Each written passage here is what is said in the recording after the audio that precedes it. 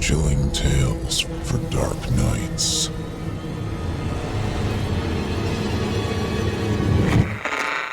Want to make sure you never miss a Chilling Tales for Dark Nights video again? Be sure to subscribe and hit that bell to turn on notifications. Samantha stumbled over the uneven ground as she left the safety of the hiking trail. Her breath was ragged from the constant effort to keep moving as fast as possible. Samantha's legs burned as she rushed deeper into one of the darkest and most untamed parts of the large park. The lack of lampposts made it nearly impossible for her to see anything while her eyes gradually, and only somewhat, adjusted to the creeping darkness that covered the place.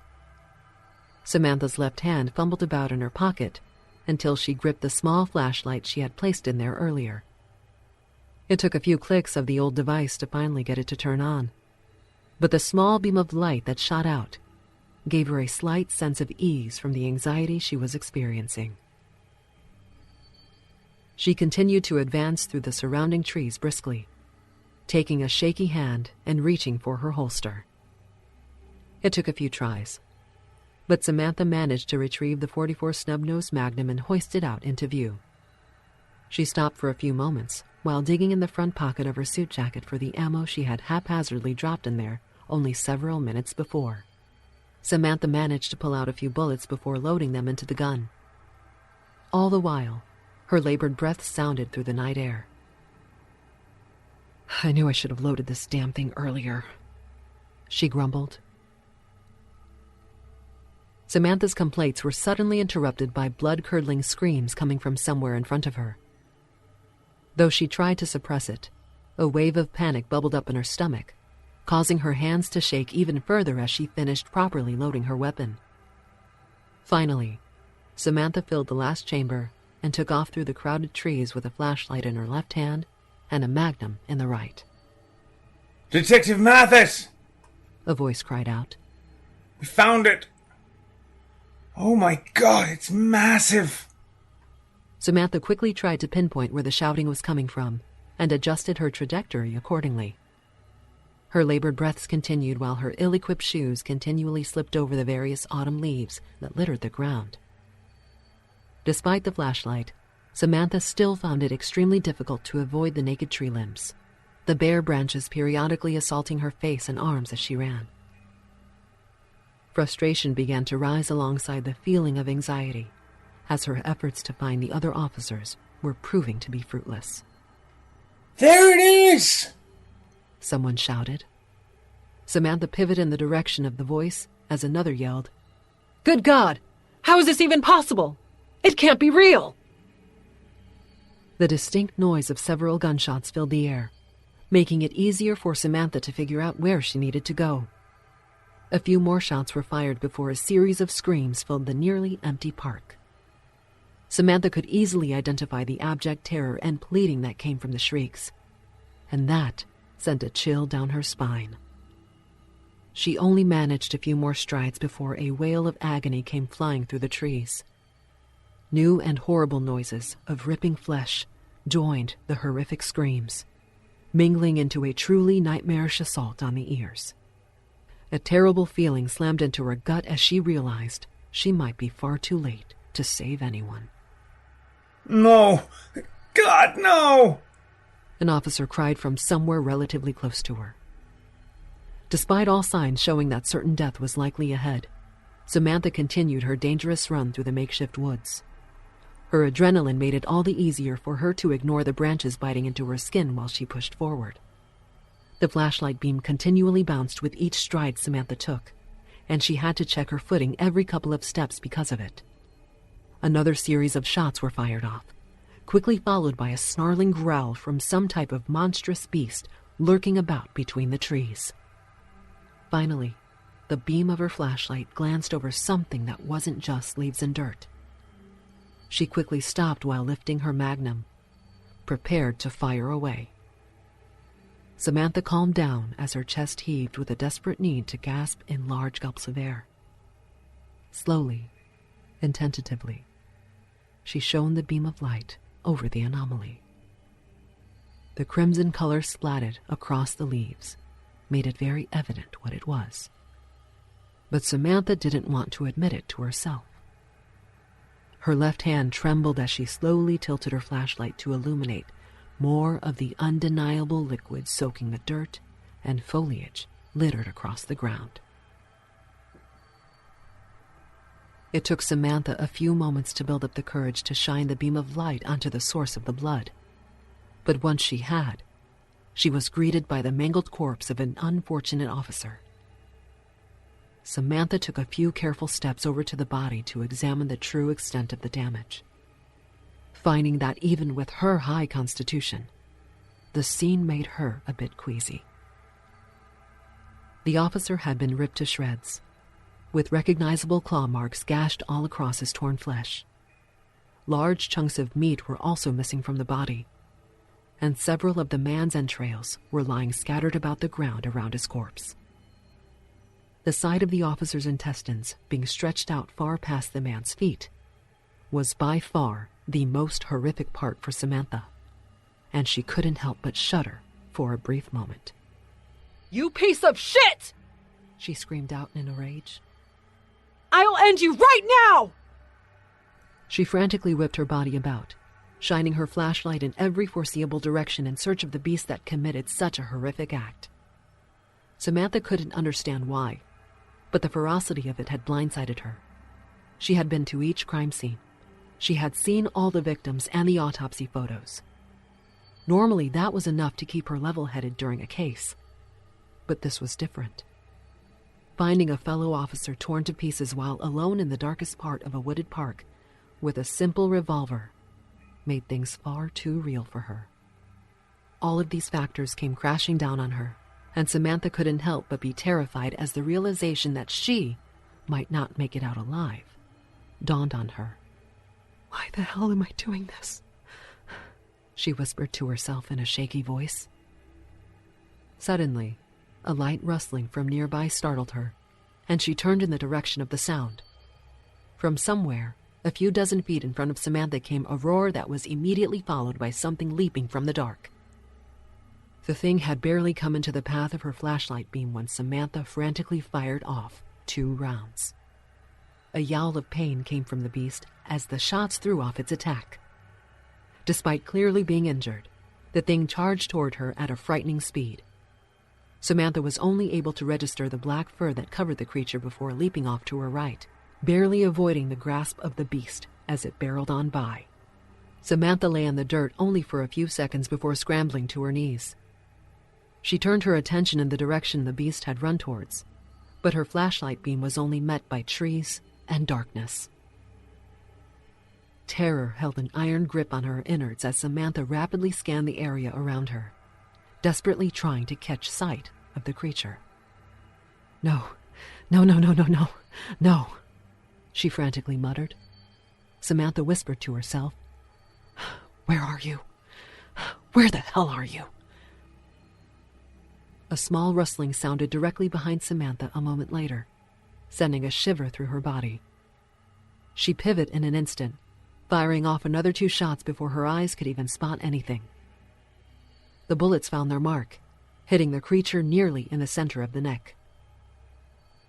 Though the shots hit, the beast still managed to lurch towards her.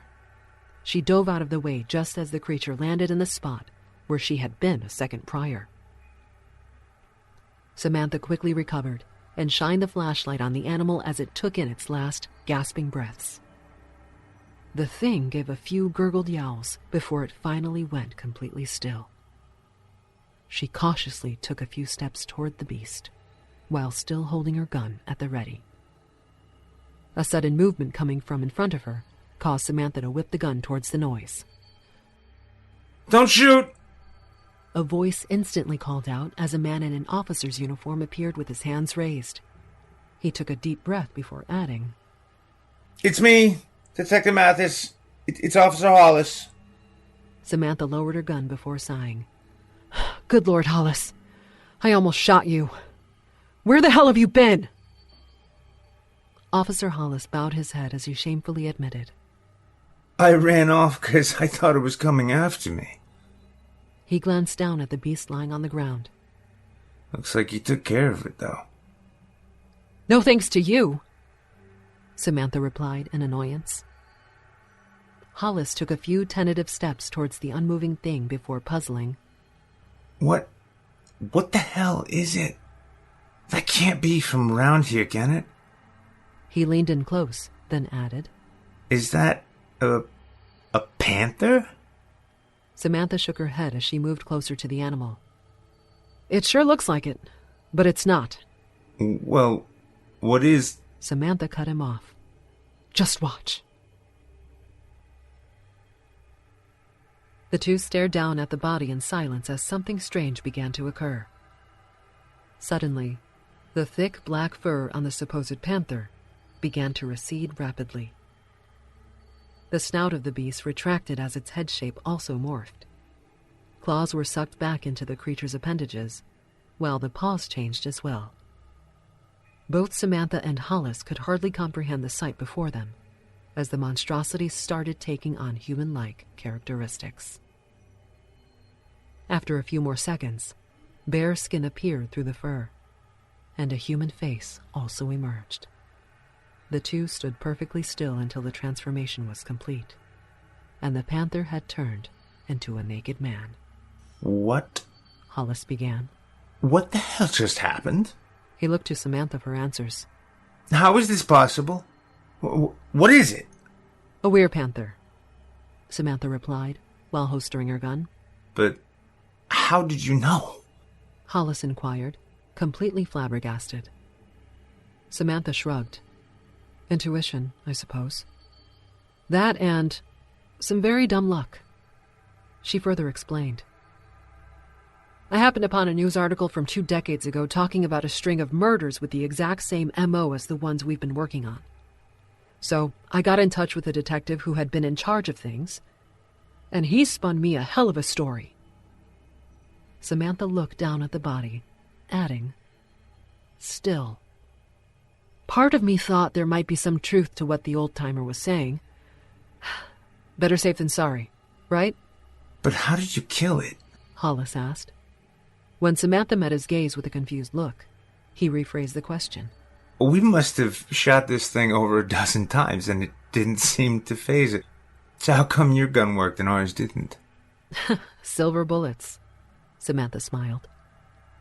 Apparently they're the best way to kill any weird creature. What in the world? Hollis chuckled. This is getting way too weird for me. He couldn't help but inquire. So, if you don't mind me asking, how many of those bullets do you have? Wouldn't they cost a lot of money to make, you know? With them being made of silver and all? I mean, what I'm saying, I assume you don't have enough money lying around to make a whole box worth of those bad boys.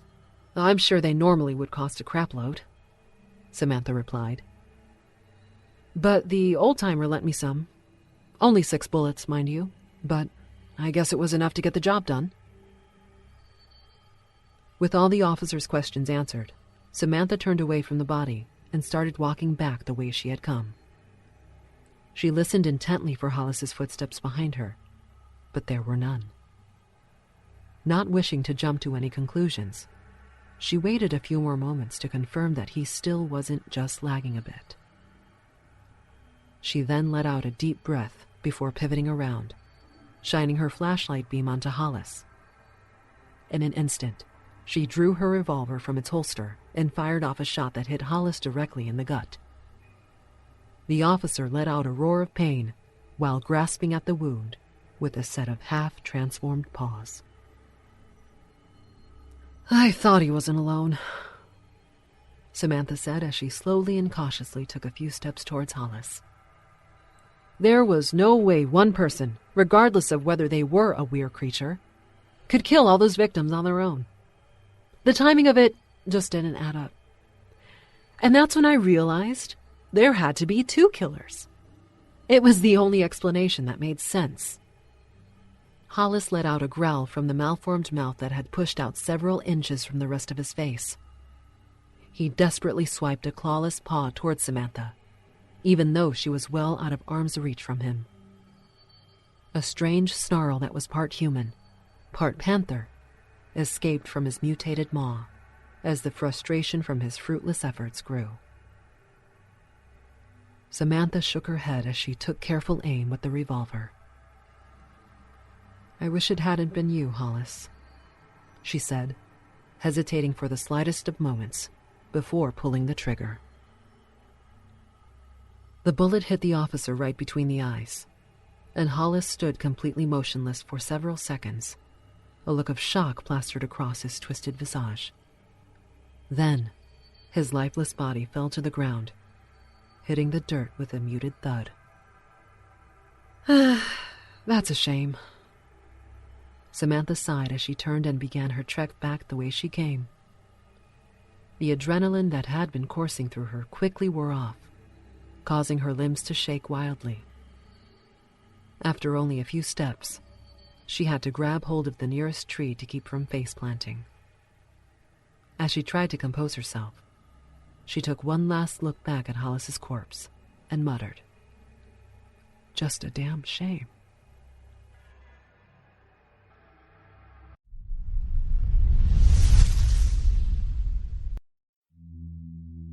When we bought our new place, we never thought to get the dog's opinion.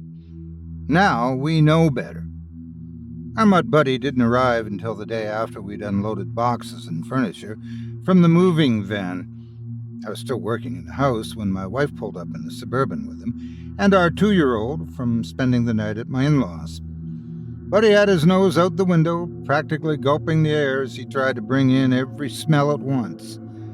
When they stopped, I popped open the door to let him run while my wife handled digging Shannon out of the car seat.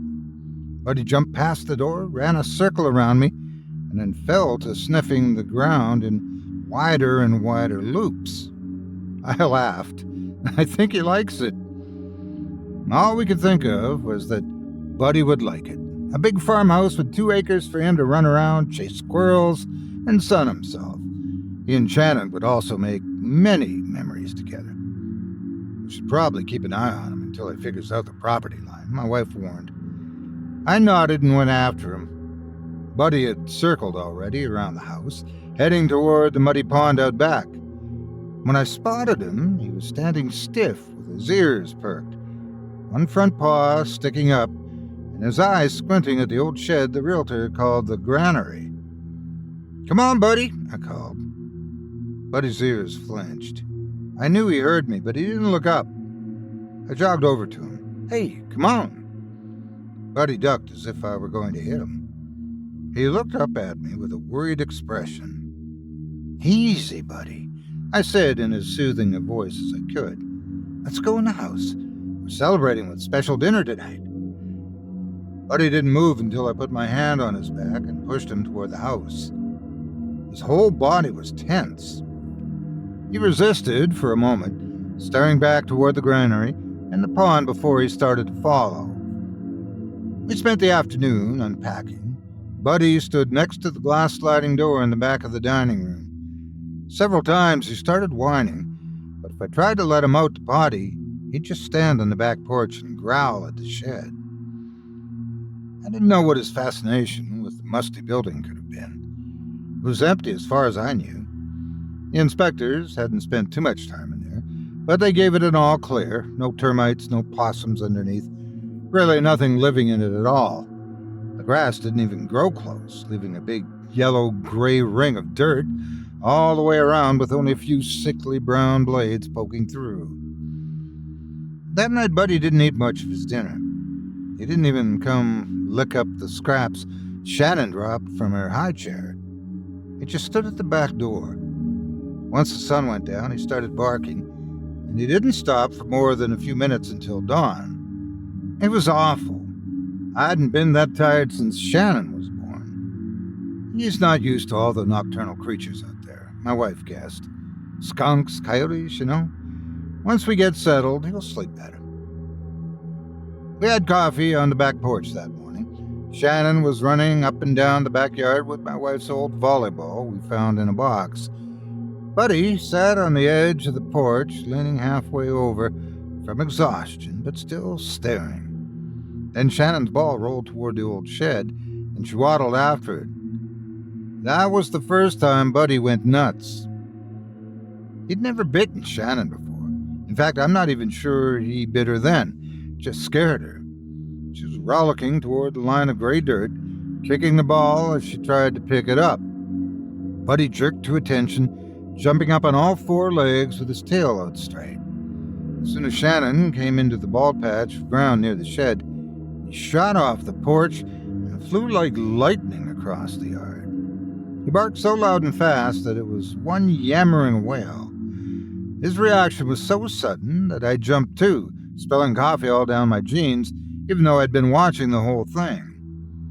Shannon turned and froze with her muddy hands in the air. Buddy was going so fast that he dashed past her and didn't stop until he slammed into the dusty wooden walls. The whole shed shook. I heard Buddy yelp and the timbers groan. There was something else, like a hiss. Before I could even think about it, Buddy had turned around and latched his jaws onto the tail of Shannon's shirt. He growled and pulled Shannon to the ground, somehow dragging her 2 or 3 yards before my wife caught up to them. As soon as she was there, Buddy let go. Shannon was screaming and crying.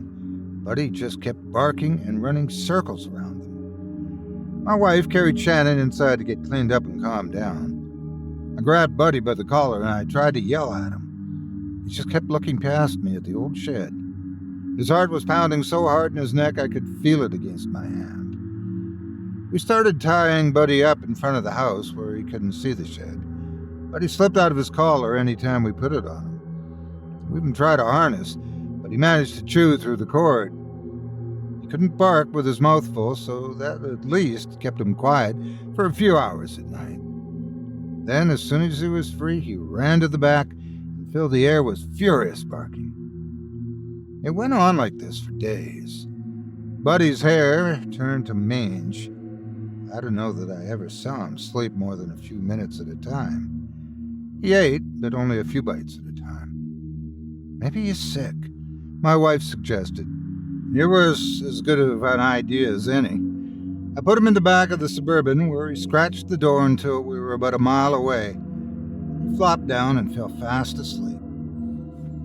The vet said Buddy was obviously losing weight, but otherwise healthy. It's likely hypertension from the move, she recommended, and she sent me home with some prescribed tranquilizers to put in his food. That night, Buddy finally slept, although he was the only one in the house who did. Shannon woke us with a fit of night terrors so bad she wouldn't lie down again no matter what we did. I ended up taking her for a drive too, which finally put her to sleep. That morning when we got home, Buddy was at the door. He licked Shannon and sat close to her, not letting her out of his sight. Even when I poured breakfast into his bowl, he wouldn't look at it. Buddy wouldn't eat his dinner either. I showed him the can, beef stew, his favorite, I supposed, from how fast he usually gobbled it down, though he had never been picky. That night he sniffed it and looked up at me with an expression like he'd been stabbed in the heart. Think it's the tranquilizers? I asked my wife. The vet said they could be bitter. Well, maybe, she said.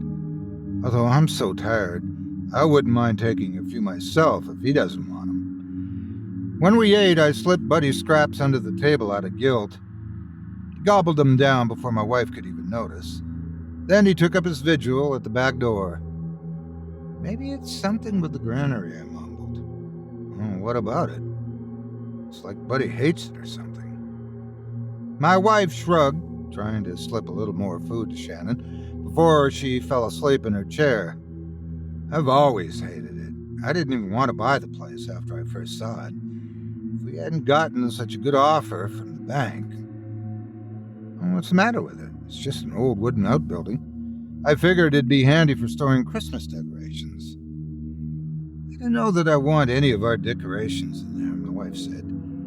She put down Shannon's spoon. It's just so ugly it hurts my eyes to look at it. I snorted a laugh. Really?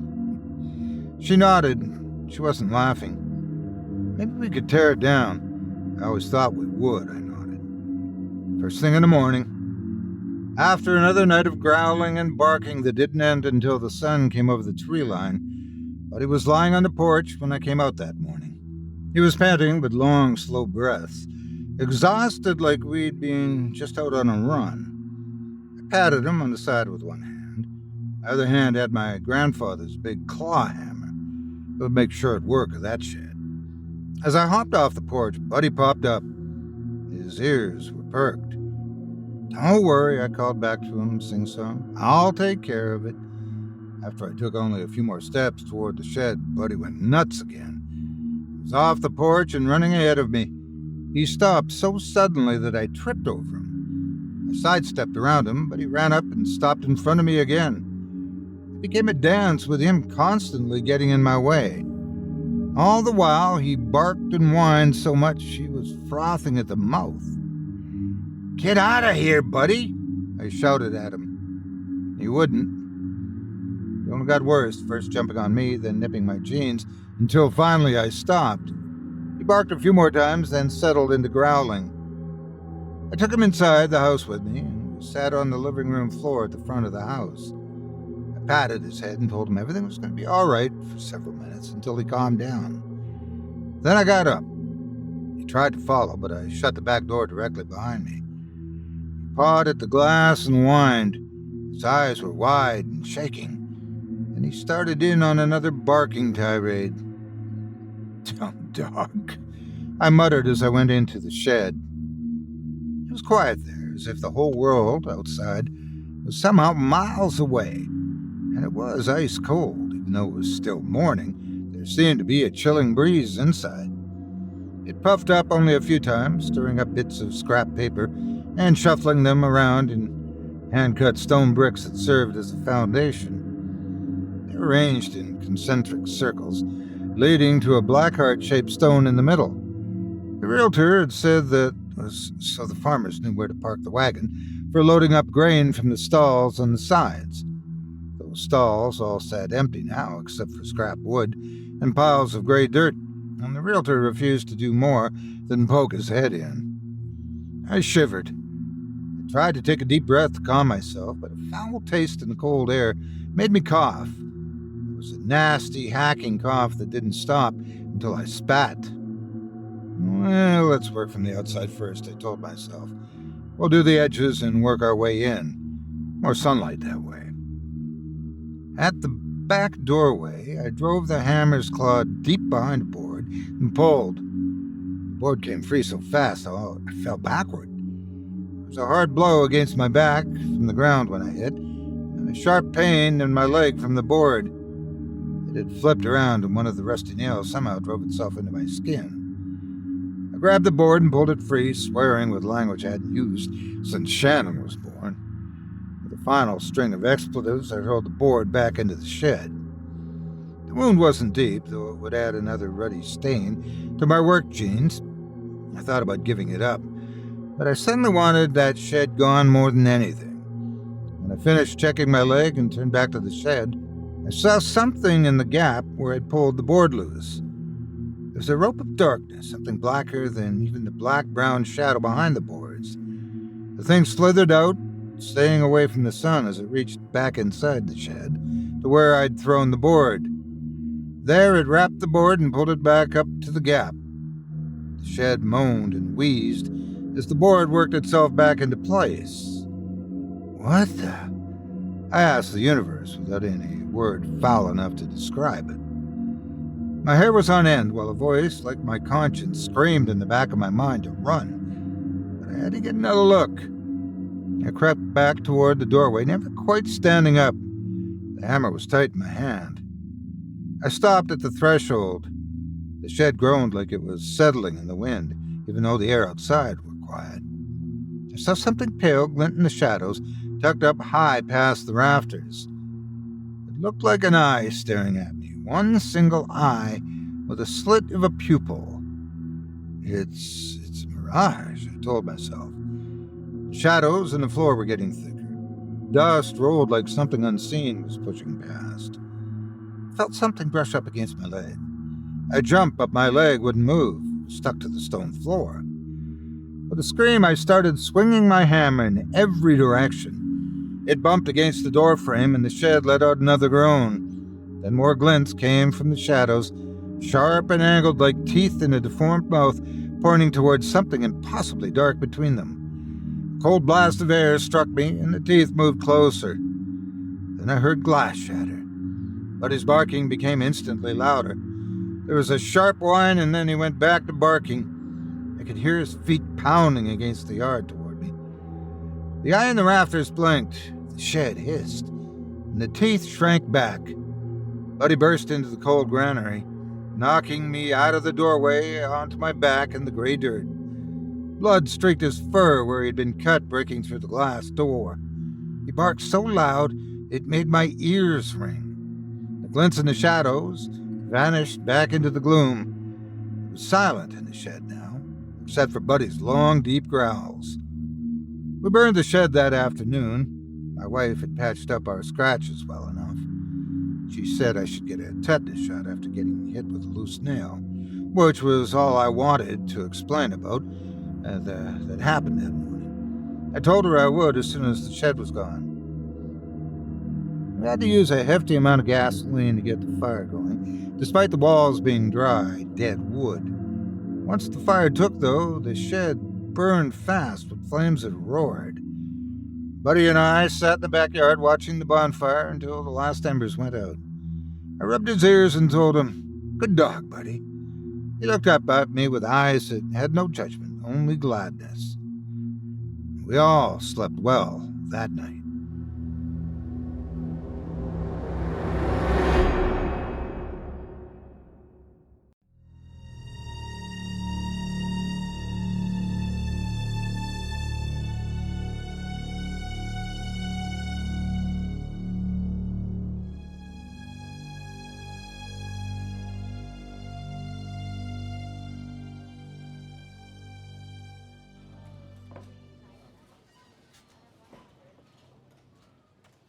Pete West, a man in his 50s, hair graying, zero pep in his step, a look of sorrow in his face, pushed a shopping cart in front of him, slow and steady, down the canned vegetable aisle.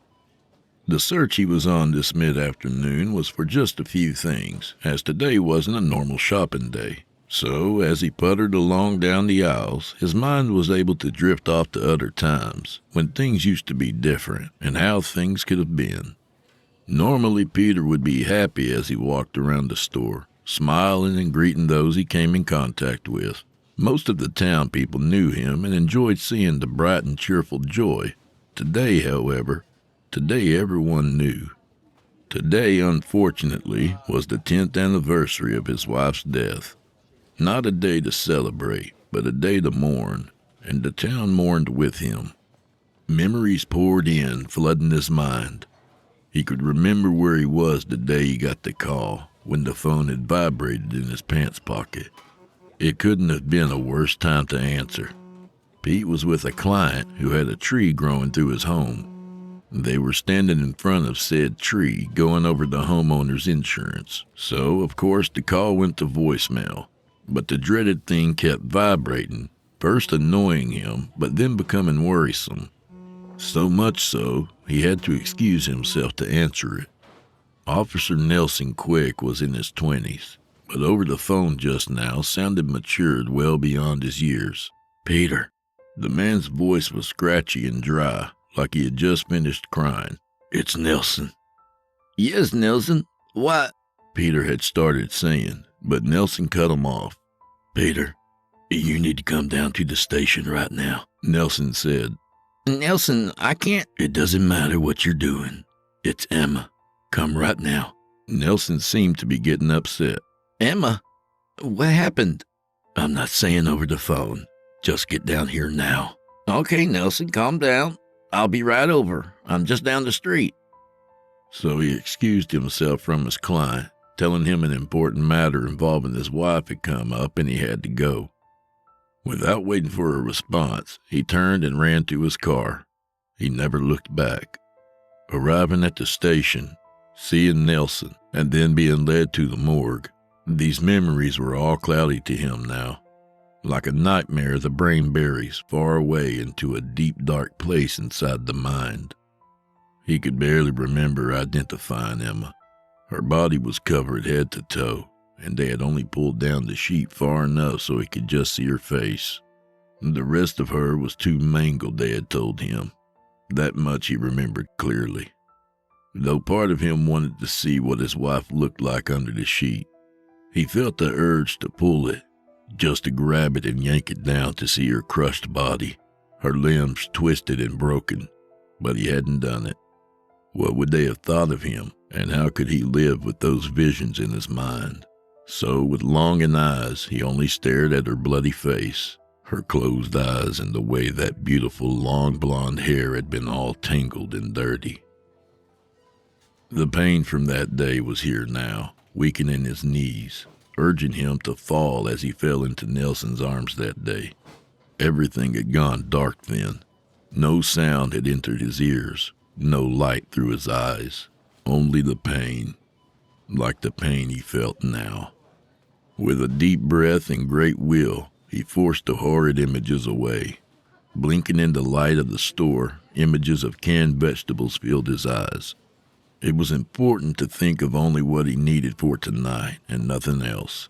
The meal he was going to cook, now that he had thought about it, had been the first meal Emma had cooked for him so many years ago when they had first started dating. Funny how the mind works, isn't it? He thought, pulling down a can of corn from the shelf. It had been Jill, though, who had suggested he make his meal tonight.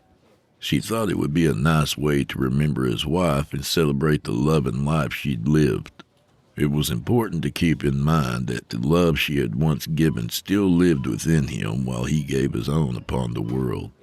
Ah, Jill, he thought to himself. Jill was his first female encounter after Emma had passed away. She was tall, blonde hair, blue eyes, and a slim figure. A perfect fit for his lonely life. He wouldn't call her a first girlfriend or love, but a companion may fit better. Sure, she lived with him and was always there for him when he was feeling down, always gave him a smile to brighten up his day.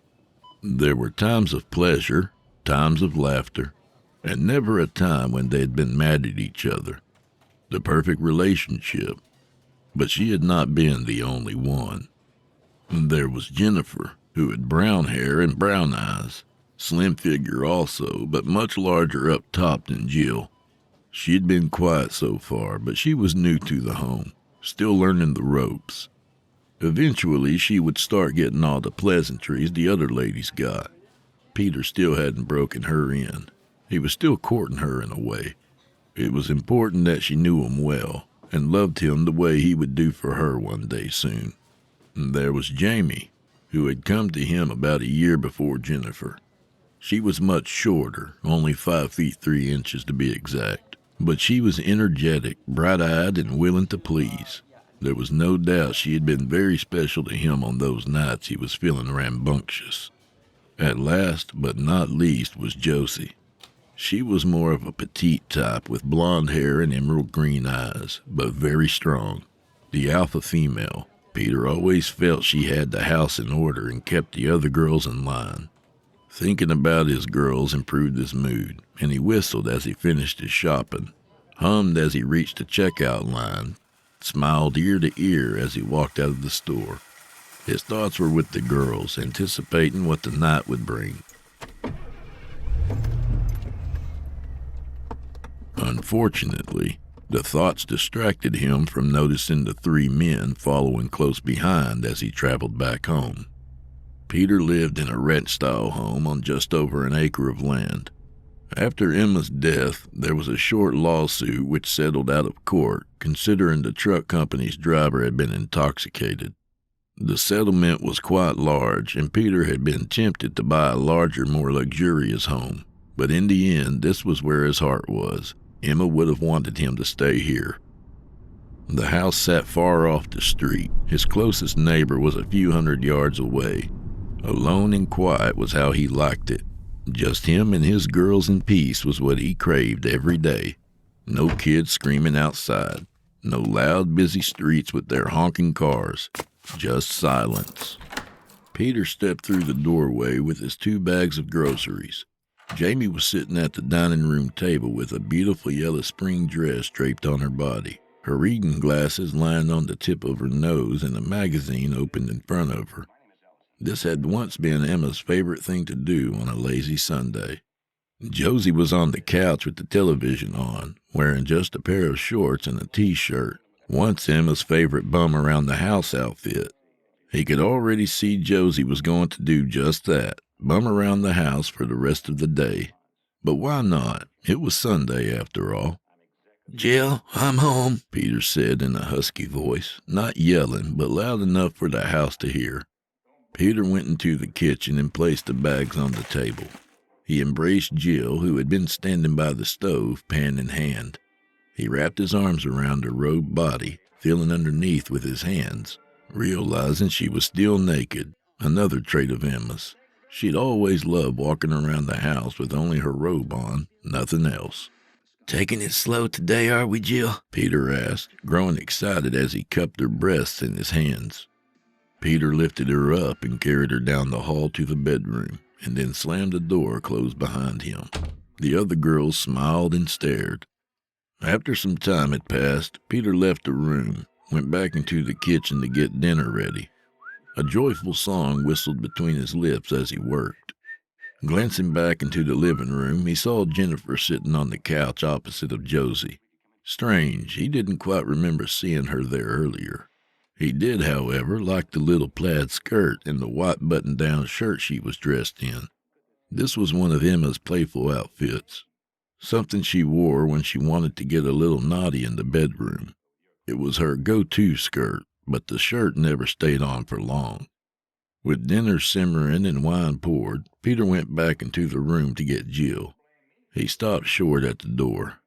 She was dressed in a beautiful gown, one that had been Emma's so many years ago, one she had worn on special occasions, like weddings or baptisms. "Jill, how—" Peter stammered, trying to remember if he had gotten her dressed after their little love session. Things like this had been happening lately, incidents of lost time, minutes, hours, who knew how long sometimes. But the end result was the dolls doing something or being somewhere that he couldn't recall or even explain. Jill stared back at Peter, eyes wide with excitement, a beautiful smile across her face. She looked full of life. "Jill, you never cease to amaze me." Peter took her hands and twirled around with her like a couple of dancers. "We're all going to have a great time tonight." Peter danced Jill out into the kitchen, then sat her down at the table. "You sit and rest while I—" The sound of an approaching vehicle gave him pause. "Who in the world could that be?" he wondered, looking out the kitchen window at the blue sedan coming up the driveway. The evening sun was setting behind the trees in the distance. Peter hurried out the door and went outside to greet his visitors. Surely they had the wrong house, and he would just get them on their way. 3 grinning men got out of the car. The driver was first to speak. "Well, hello there," he said, walking toward Peter with his hand extended. Peter stayed on the porch. He felt uneasy, a sense that something was wrong. "Hello," he responded, but didn't raise his hand. "Are you guys lost?" "Are you Peter West?" the driver asked. "Depends who's asking," Peter said, getting defensive. "Let's stop the games, West," the driver said. "I know you are." And before Peter knew it, one of the passengers was right next to him with a gun drawn. "Let's go inside." Back inside, Peter shifted his gaze nervously between his girls. Jamie was sitting upright, her glasses now placed on top of the magazine. Bright crystal blue eyes stared lifelessly at the 4 men. Jill stood in the kitchen staring at the 3 strangers who were looking around in wonder. Peter looked away from Jill to the couch where Jennifer was sitting, hands folded on her lap. Next to her, Josie was sitting with her legs curled up to her chest, her arms slightly wrapped around them. The smooth, angelic face that always smiled now looked dark, almost angry. "Josie?" Peter stuttered nervously, fear raising in his heart. He almost forgot for a second that he wasn't alone. "Well, holy shit," What in the world you got going on in here? The driver asked, waving his own gun around the living room. Playing house with your dolls or something? Peter didn't answer, just looked around nervously. These dolls, or girls, or whatever you wanted to call them, sometimes when he was losing time, it almost seemed like they moved on their own. Looks like we got a perverted freak here, fellas, one of the men said. Ain't that right, Nicky? He snorted a short laugh. The driver, or Nicky, laughed along. You can say that again, Dale. Peter's mind was spinning, his heart thudding with fear and excitement. One of the men was now standing by Jamie. He was pulling down the top of her dress, trying to sneak a peek at her breasts. She doesn't like that, Peter snapped. The man snatched his hand away and stepped back. The other men laughed while sweat beaded on his forehead. He wiped a shaking hand across it. Tommy, quit being such a pussy, Nicky said. Yeah, stop being one and go grab one. Dale laughed. He walked over to Jill standing by the kitchen. Peter watched as he started to mess around with Jill's gown. First he unzipped it, and it fell down around her feet. Then he removed the bra and started fondling her breasts. As he did this, he looked over to Peter, who was now getting angry. Stop that, Peter yelled. They actually feel pretty real, Dale said. please. Peter pleaded as he watched the man lower his hand to Jill's panties. I'm begging you to stop. Dale grinned at him, and then slowly pulled the panties down, exposing her completely. He bent, looking down between her legs and then back at the others. Looks real too, he said. He and Nicky started laughing. Tommy only looked around nervously. Dale put his hand between the doll's legs, rubbing her with his fingers. It kind of feels real too, I guess. Stop it. Peter burst out. Whatever you're here for, just take it and leave us alone. Peter tried to move towards Dale, but Nicky had him by the arm. And where do you think you're going? Peter yanked his arm free, then turned and kneed Nicky between the legs. He then charged at Dale, who didn't seem to notice what was going on at first, but spun around at the last moment. Peter grabbed him by the shoulder with his left hand and cocked his right arm back. But Dale, completely calm, brought his gun up in a smooth swing, catching Peter across the left side of his face.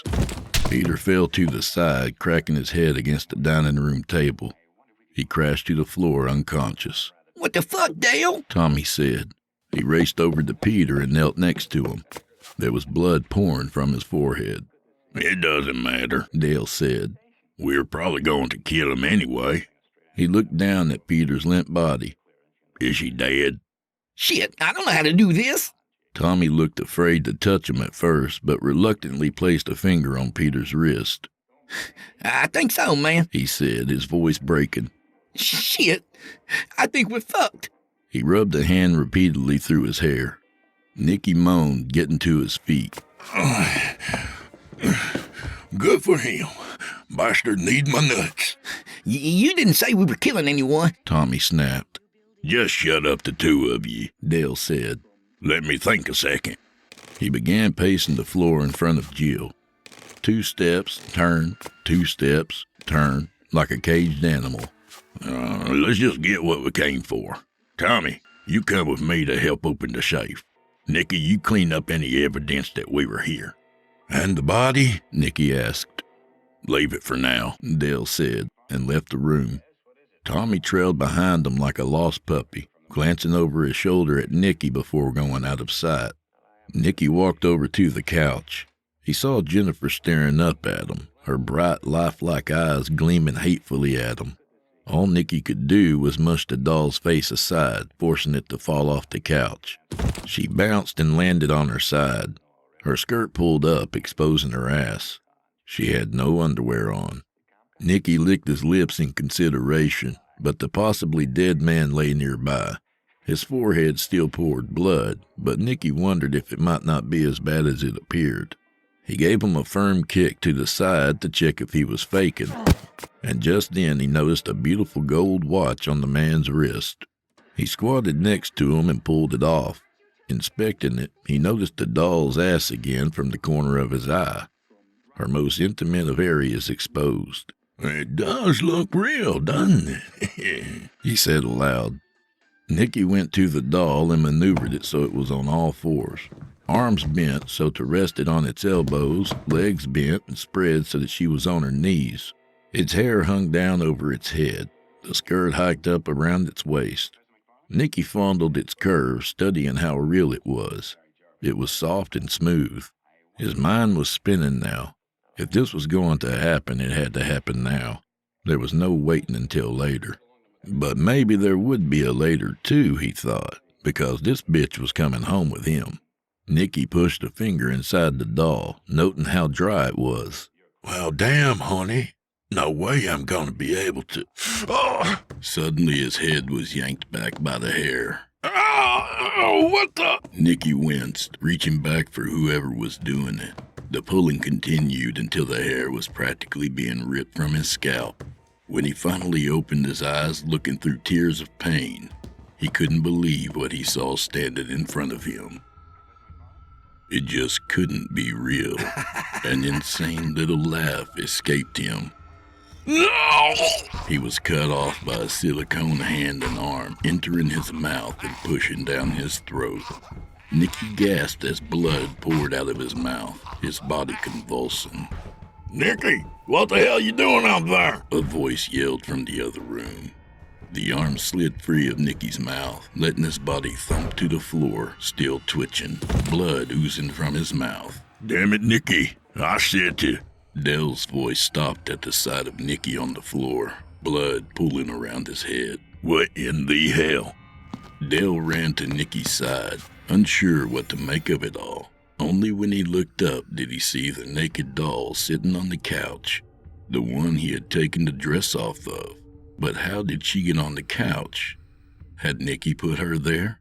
And why the hell did she have Nicky's gun in her hand? And why was she pointing it at him? Before Dell could even consider it, the gun fired several times, each bullet entering his chest. Dell staggered, grunting after each shot.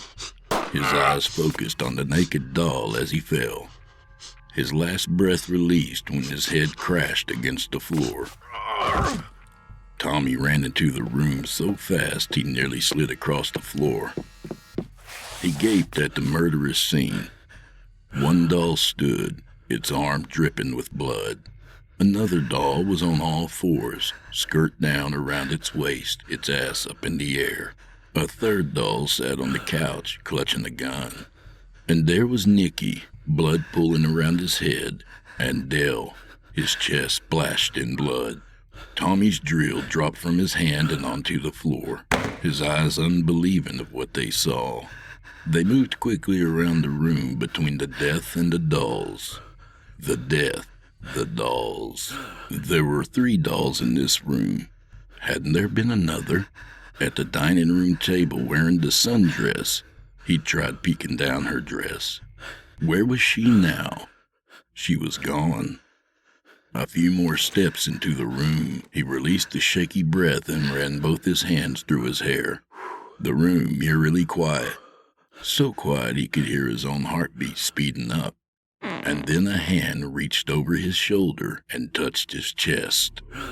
Fear like no other coursed its way through him. Urine ran down his legs and onto the blood-soaked floor. The hand massaged his chest mechanically. It was smooth but almost robotic, jerking down and up, side to side. Tommy closed his eyes and prayed this had all been just a dream that now had reached its peak of terror. And any second now he would wake up at home in his own bed. There was no luck in that prayer. God wasn't listening to thieves and murderers, not today. The sound of a drill made Tommy's eyes shoot open. He remembered that he had dropped it earlier, but who had it now?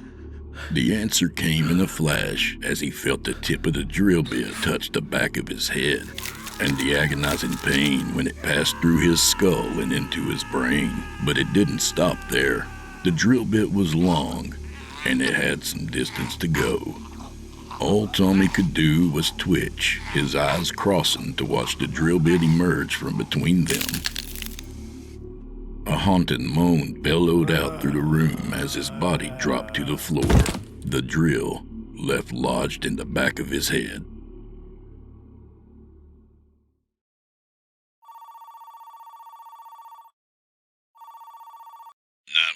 Dispatch. The operator answered. There was only static on the other end of the line. Hello? Anyone there? Are you hurt?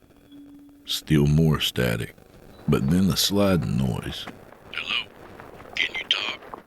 More sliding in response, but then something chilling came through the line. A moan so ghostly, so sad, so loud the operator had to pull the headphones off.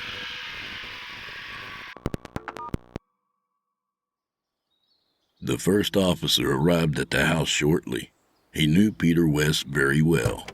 He hurried out of the car, noticing the door was left wide open. It may be a small town, but the people who lived here didn't usually leave their front doors open. "Peter," he called out. Nothing but spine-chilling silence. Inside, the house was dark, too dark to want to enter. The sound of another patrol car on the gravel driveway made him jump. Turning, he watched the car, but from inside the house came a sad moan, freezing the officer where he stood. What's up, Nelson? The other officer said, exiting his vehicle, but Nelson only swallowed hard.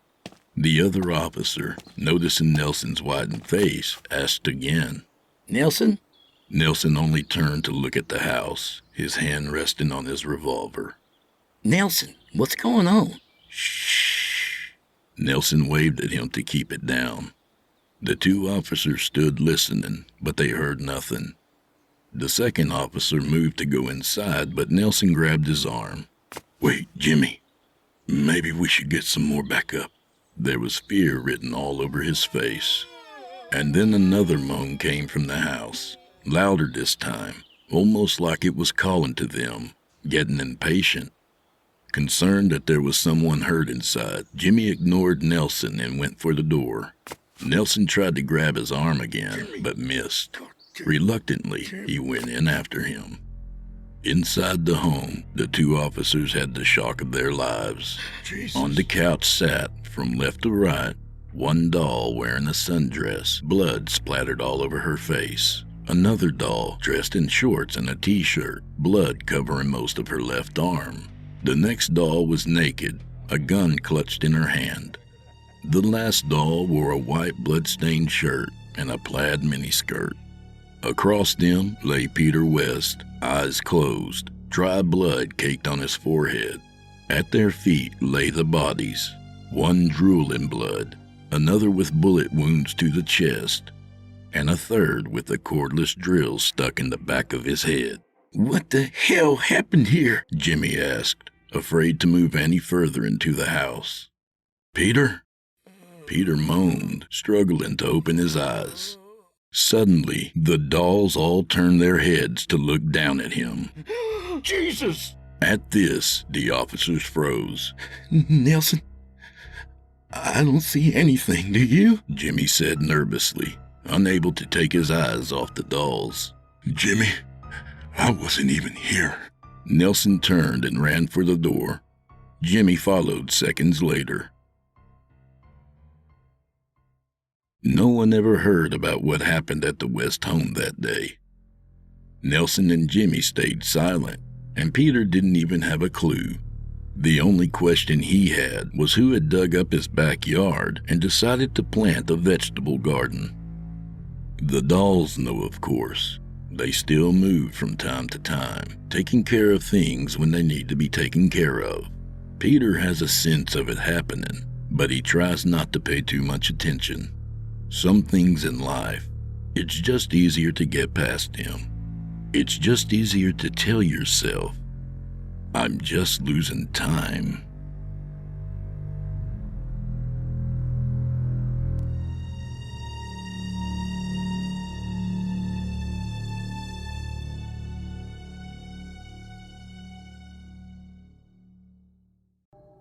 Part 1. Warren Biggs thundered into the radio station that sat at the edge of town. The town itself sat at the edge of an expanse of cornfields mingled with 6 acres of woodland. This was not his day. He arrived with his hands full, as usual, and cool weather had made the studio door lock uncooperative. First, it wouldn't take his key. Then it took it, but wouldn't let it go. He had made it inside with only seconds to spare, fumbling his donuts against his paunch where the souls of many devoured donuts already languished. He caught his foot on the leg of a rolling chair that had been left out in the walkway 4 inches too many. Laws of physics determined that this would result in some spillage from his coffee, but just a few drops. He sat down in front of the control board with a seismic thunk. Grabbing his headset caused the wire attached to it to pull his coffee into his lap, where it spilled much more than a few drops, in a place where there were much more than a few nerve endings. It was a howl that rattled the glass, but it was too early for anyone to be around to hear. He switched on the obsolete equipment and gave it the obligatory waiting period that it needed to warm up. He shook his head, hoping that his boss wasn't doing a station performance audit.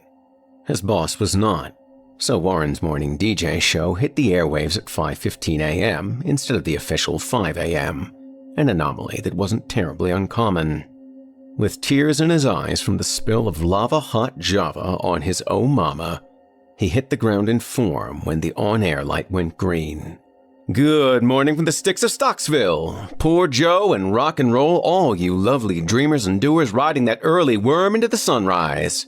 DJ Warren Peace is going to keep you warm on this chilly September day with the hottest tunes from the coolest artists.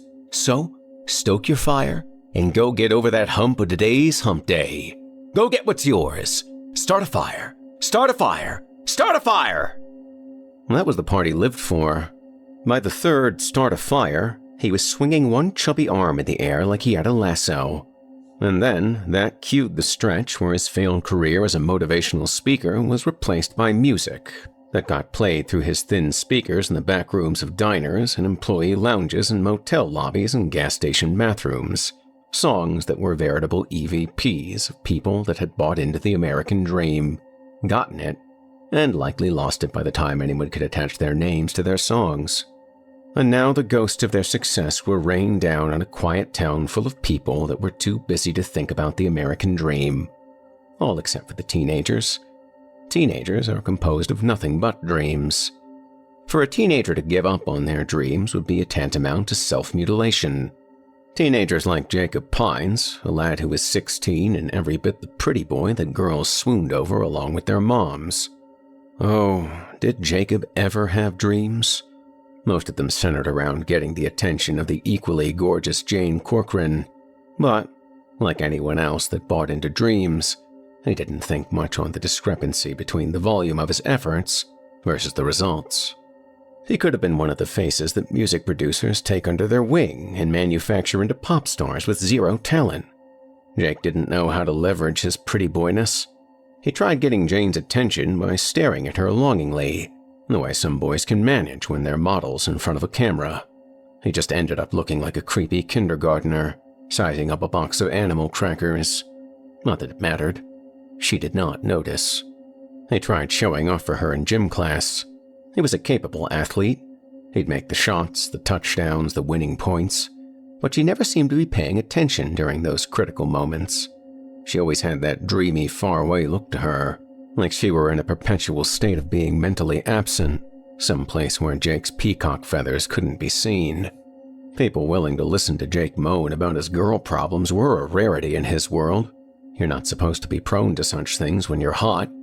In spite of this, Ryan Lambert, with his bowl cut and poster-worthy dark eyes, was able to reach into the depths of his utter lack of experience with girls and offer some good advice. Dunno, man.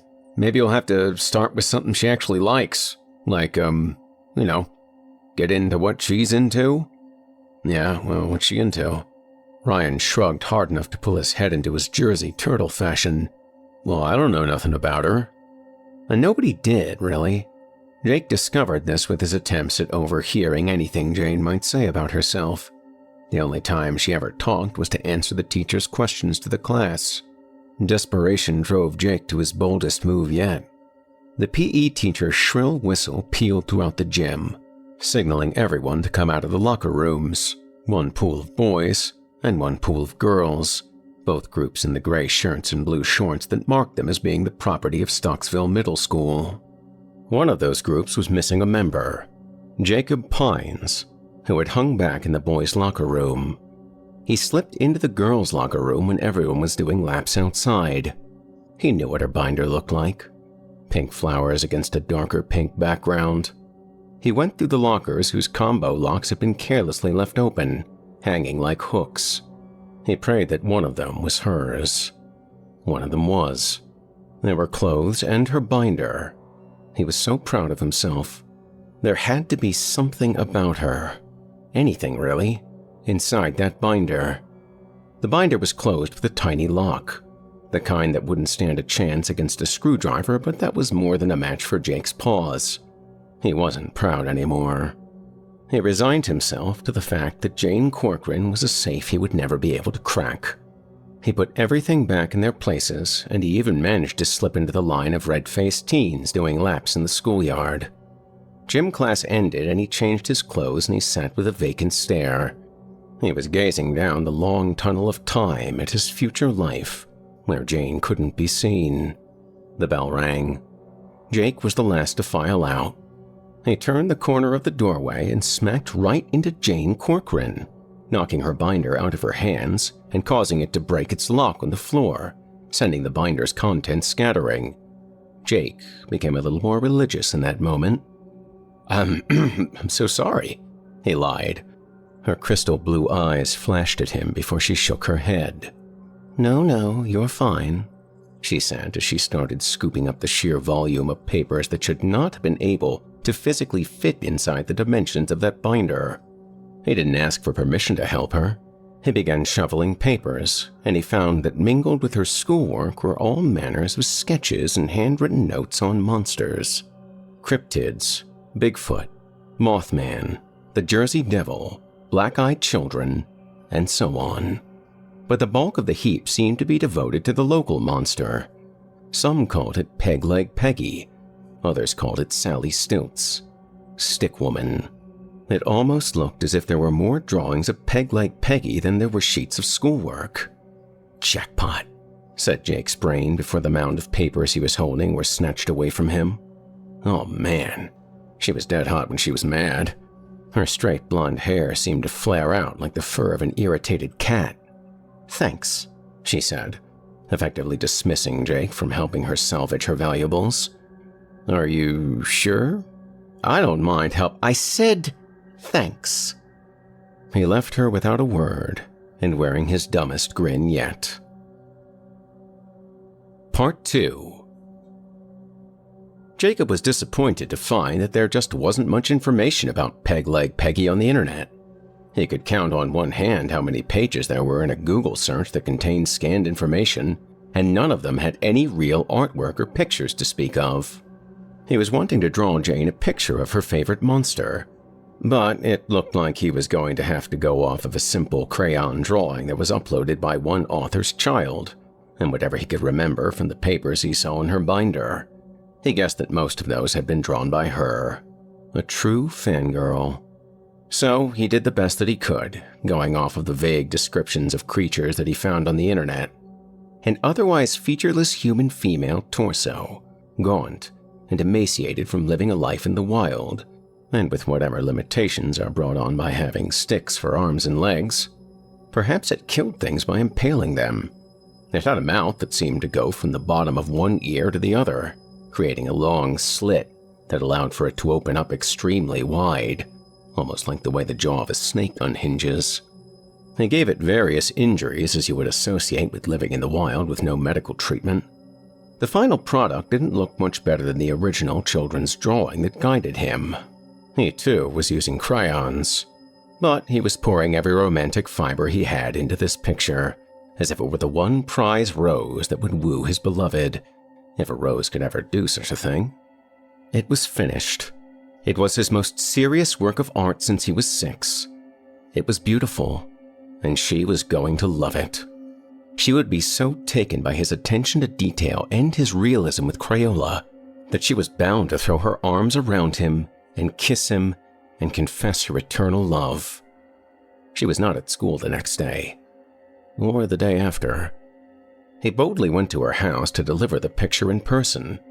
He didn't know why he was so certain that she would be the one to answer the door. The door was answered instead by her mother, a beakish woman with eyes that were always wide, and a cross around her neck large enough to nail Jacob to. "Can I help you?" she asked, in a tone that said she didn't want to help anyone. "Hey, It's Jacob. I'm just checking on Jane. She hasn't been at school." She smiled. Yes. The poor dear has been under the weather. Now, how are you involved with my daughter?" "Well, we're classmates." Yes, but how are you two involved?" Jacob felt very uncomfortable. "I mean, we just talk about monsters and stuff. See, I drew her a picture of her favorite monster for a project, and I was just hoping..." The woman snatched for the drawing like a chicken goes for a fat grasshopper. She held the drawing aloft, crushed in her grasp. "Jane Mallory Corcoran, you're still taking communion with demons? Demons!" The woman began speaking in tongues while citing scripture in English. She spun around like a dementia patient convinced that they were the Warner Brothers Tasmanian devil. She saved the tail end of her babble for Jacob. "Messenger from hell." Slam. A creeping dread settled into Jacob's stomach.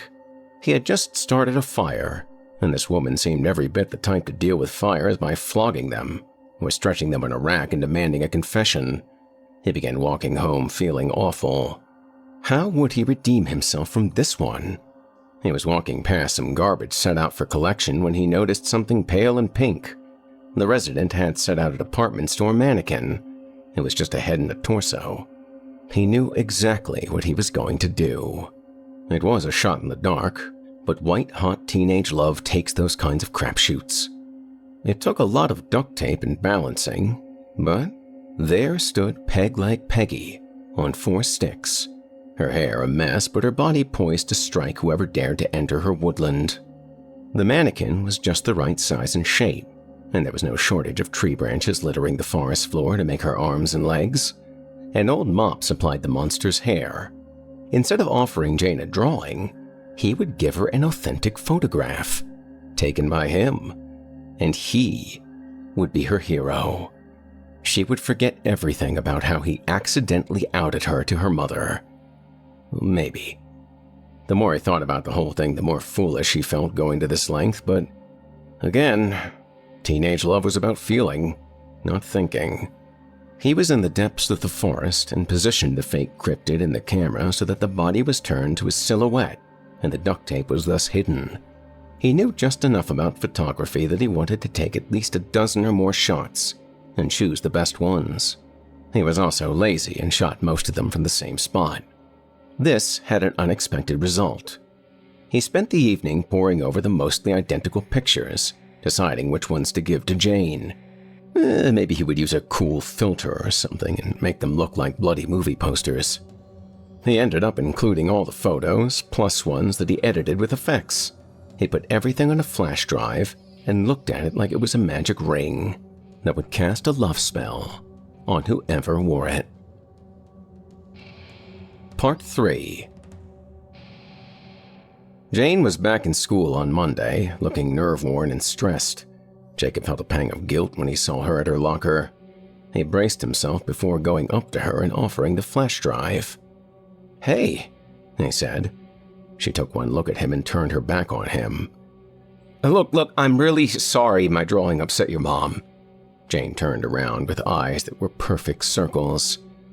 "You mean that was you that came to my house?" He hadn't considered that her mom would have been too worked up to supply a proper description of the man that exposed the apparently underground interests of her daughter. Jane looked fit to slug him. He wasn't going to get the flowery lead-ins that he'd hoped for, so he went for it. "I've got photos of Peg-Leg Peggy. They're on this flash drive." She eyed the thing, looked at him. I've never done anything to you. I don't even know you. Why do you feel the need to make fun of me and wreck my life? I'm serious. I took these pictures myself. I don't know you. Why are you doing this? She said, with tears forming translucent pearls in her eyes. I wanted to impress you. That got her attention. Was she going to throw her arms around him and kiss him now? No. She just took the flash drive and looked it over. Looked at him the way a wild squirrel regards a hiker offering a peanut. What's really on here? She said. I told you. Pictures of Peg Leg Peggy. I noticed that she's your favorite, thing. That's why I drew you a picture of her. I just wanted to impress you. You would have thought that he told her that he was trying to grow a third armpit. Just look them over and tell me what you think. Phone number and email address are on there too. She took the drive and walked off without a word. It was not the scene from a modern romance novel that he had hoped for, but it could have gone worse. Now, I would love to tell you that things went exactly as he had hoped for after that. But no. His email pinged with a message from janepeg@famnet.net, and his heart was shot down just as soon as it had been taken to the sky. It was a long, nasty, scathing message, to the effect that he must really think she's stupid, and he must really want her dead and really hate her. He was going to make a hasty reply, but she had blocked his email address. That was it. He failed. He didn't eat dinner that night. Told everyone that his stomach was bothering him, which was partially the truth.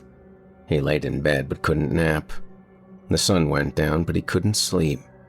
He just garnered what meager painkiller he could from the dopamine release of playing a game on his cell phone.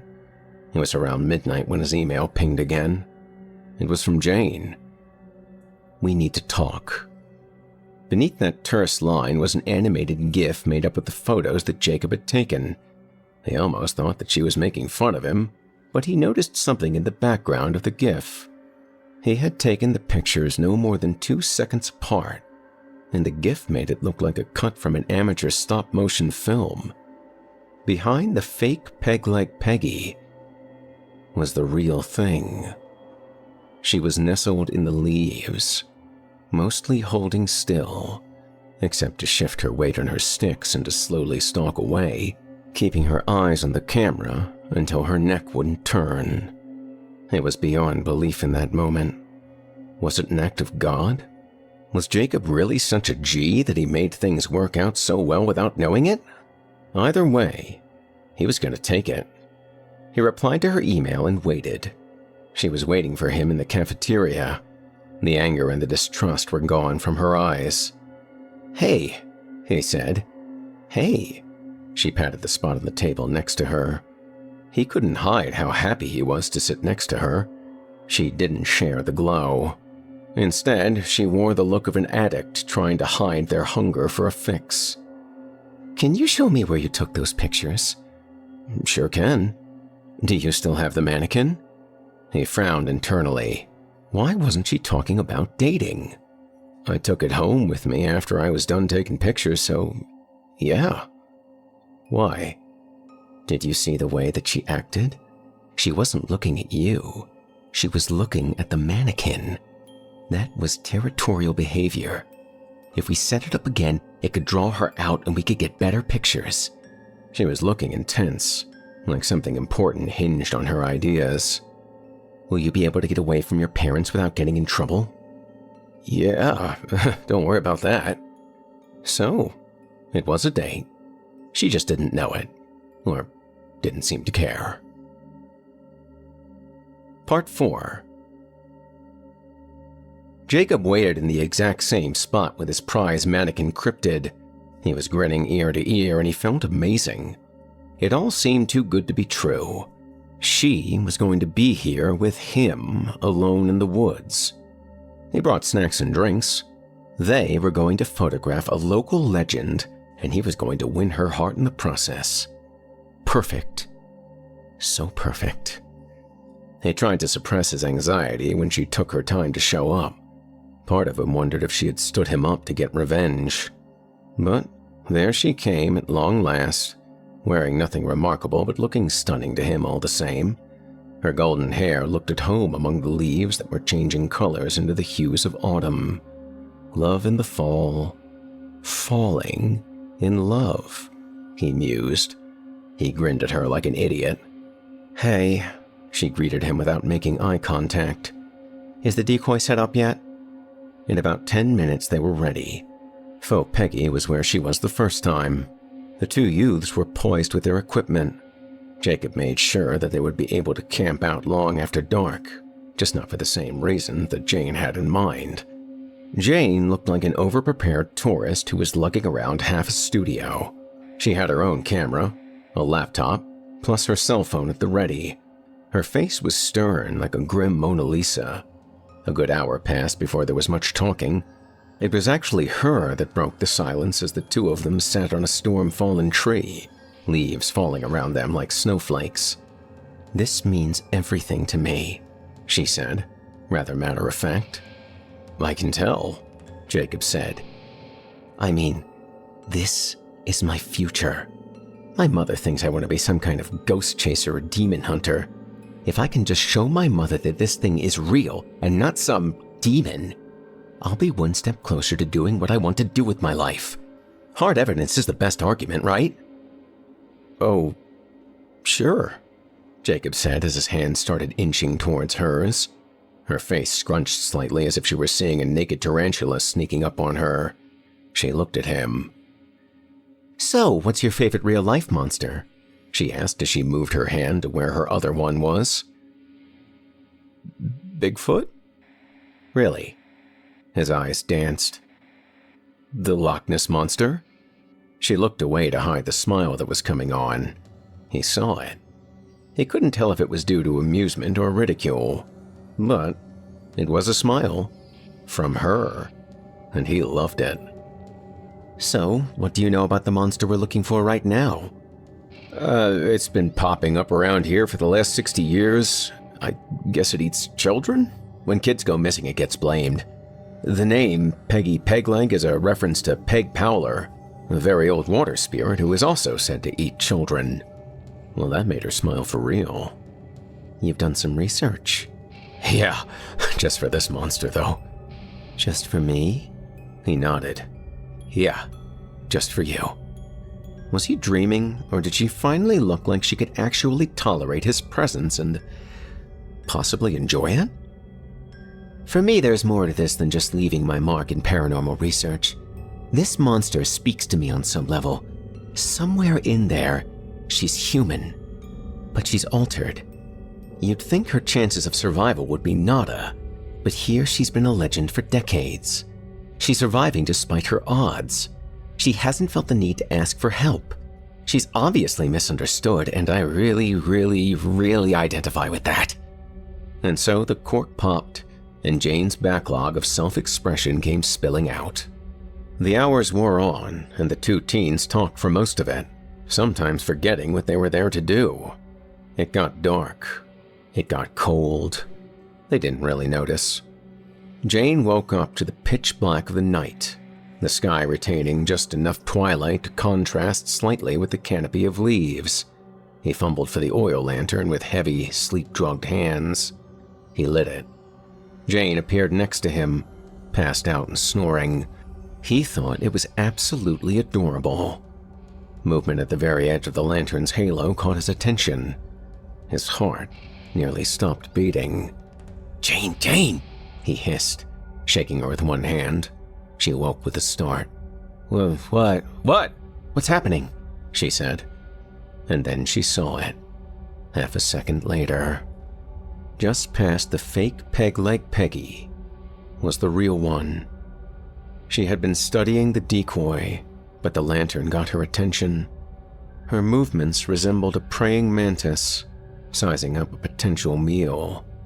She creaked side to side on her sticks in a hypnotic rhythm.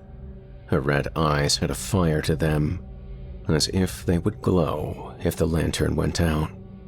Jane's hands went to her face. Jake had the presence of mind to start recording with his camera on the tripod. Jane seemed to have forgotten all about her own equipment.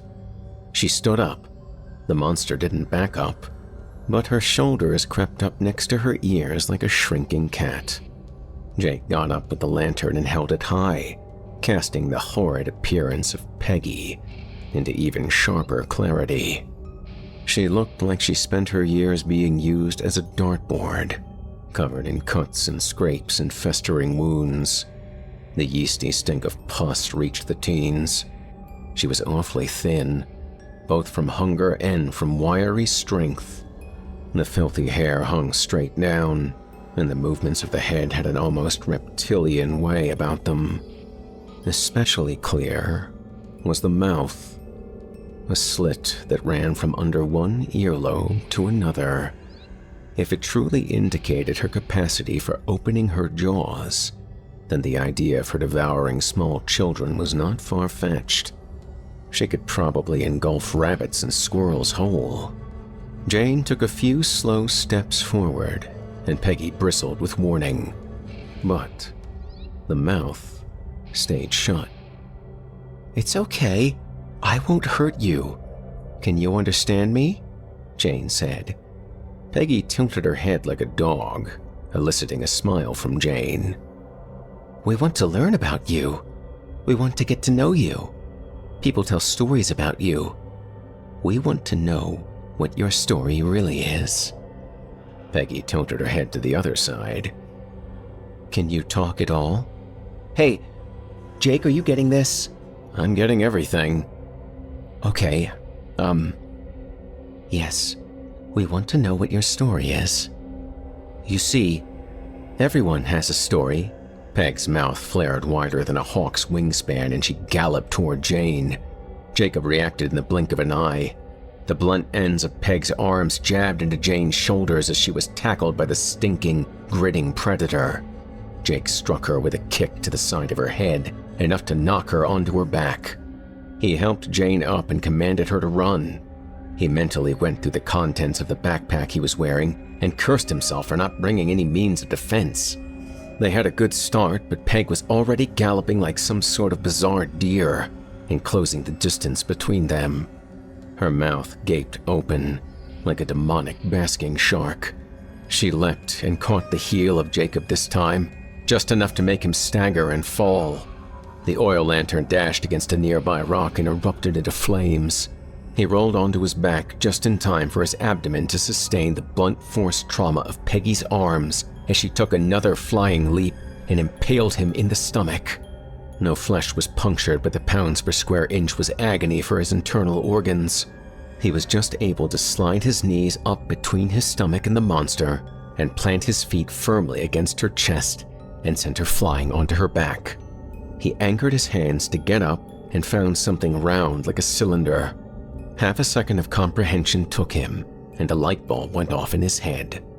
He got up, stood behind the fireball that the oil lamp had become, and waited. Peg writhed herself back onto her stilts just in time to get a face full of fire. Jacob had taken the container of lamp oil that had rolled out of his backpack and thrown it through the fire at her, an improvised flamethrower. A painful squeal wrecked the ears of the two teens as Peggy was engulfed. There was no recovering from that one. It was a direct hit. The monster's rage drove it to chase after the teens again, and they fled, but they didn't need to run far. The fire overwhelmed the monster, but they were too busy running for their lives to notice. They ran until they couldn't run anymore. They could see the streetlights of civilization ahead. They looked back at where they had come from, looked at each other. "The camera," she said between gasps. "We can go back and get it later. I'm sorry for having to attack her." Jane didn't reply. They agreed to go back early in the morning tomorrow, Sunday, and retrieve the camera. If she couldn't get past her parents, he would do it by himself. Part 5. Fire Marshal James Baldwin got a phone call at about 1 in the morning. There was a raging forest fire in a remote corner of the woods that surrounded Stocksville, and it had progressed to apocalyptic proportions before anyone had called it in. After all, everyone was in for the night, not doing community fire watch. Now, the night sky was a hellish orange, and eye-watering smoke was omnipresent. The local fire department was woefully inadequate, so firefighters from neighboring counties were called out in the dead of night. The fire would be out of control for 3 long days. It claimed well over 90% of the forest, a good chunk of one of Stocksville's upper-class neighborhoods, revealing how shoddy those expensive homes really were due to how quickly they went up in the flames, and rendered a church unfit for use for the foreseeable future. A black metal-loving Satanist teen tried to take credit for that so he could say it was done with his black magic, but it didn't stick after Jacob came forward and accepted responsibility. At the Stocksville police station, the room that they took Jacob into was small and quiet as a tomb. He could hear the tinnitus in his ears. He was also with a female officer, with dark red hair and chestnut eyes that were exotropic, causing her to stare around him rather than at him. "You have a story for me, Mr. Pines?" the officer said without introduction. He told her everything, except he edited out the presence of Jane at the incident of the fire. She looked at him for a long moment before sliding a few photographs in front of him. They were black and white, so it took him a moment to realize what he was seeing. Once it hit him, you would have thought that his hair would turn white. They were taken with PD equipment, shots of a badly burned female body that had no arms or legs and a monstrously wide mouth that hung open. "You found her?" Jacob croaked. "This is the only reason you're not being arrested right now," she stated flatly. Jacob breathed a sigh of relief. He would find out that it was premature. The local media converged on Jacob. They were as interested in his account of the monster as they were about the price on his head from locals. For weeks to come, there would be reporters saying the same thing over and over, with the scarred town in the background, Jacob's face appearing in a small square on the corner of the screen. A teenager from Stocksville is making history in more ways than one. He has accepted responsibility for starting what is considered the town's worst disaster in decades. But it was all in self-defense from an attack that has led to the first truly solid evidence of stranger things that walk this earth. He was handling the cocktail of fame and notoriety rather well, better than Jane would have. They kept in touch via email, and he promised that he wouldn't hog all the glory. She'd get involved when it was safe. It was the biggest bouquet of flowers he could ever offer her, and that was the highlight of the whole thing. Someone else was going to be famous. He just didn't know it yet. Harold Redshaw, the mortician that would examine and prepare the monster's remains for long-term storage. He slid it out of the freezer and furrowed his brow under his pocked moon of a forehead. He would almost think it was fake if it weren't for the wounds. It was so human, and yet so devoid of typical human female features. It had to have been the last of its kind. It couldn't procreate, as it had no visible reproductive system, nor did it have a means of nursing young. Apparently, a new species was born with it, and a new species died with it. He picked up a scalpel just before Peggy lurched upwards and wrapped her mouth around Harold's head, completely taking it in and clamping down hard. She twisted her neck, and the muffled pop of Harold's vertebrae sounded in her throat. Her limbs grew new wood out of their burned stubs. Her hair would grow back eventually. First things first, her wide-eyed head bobbed around like a mutant chicken until she saw the stairwell.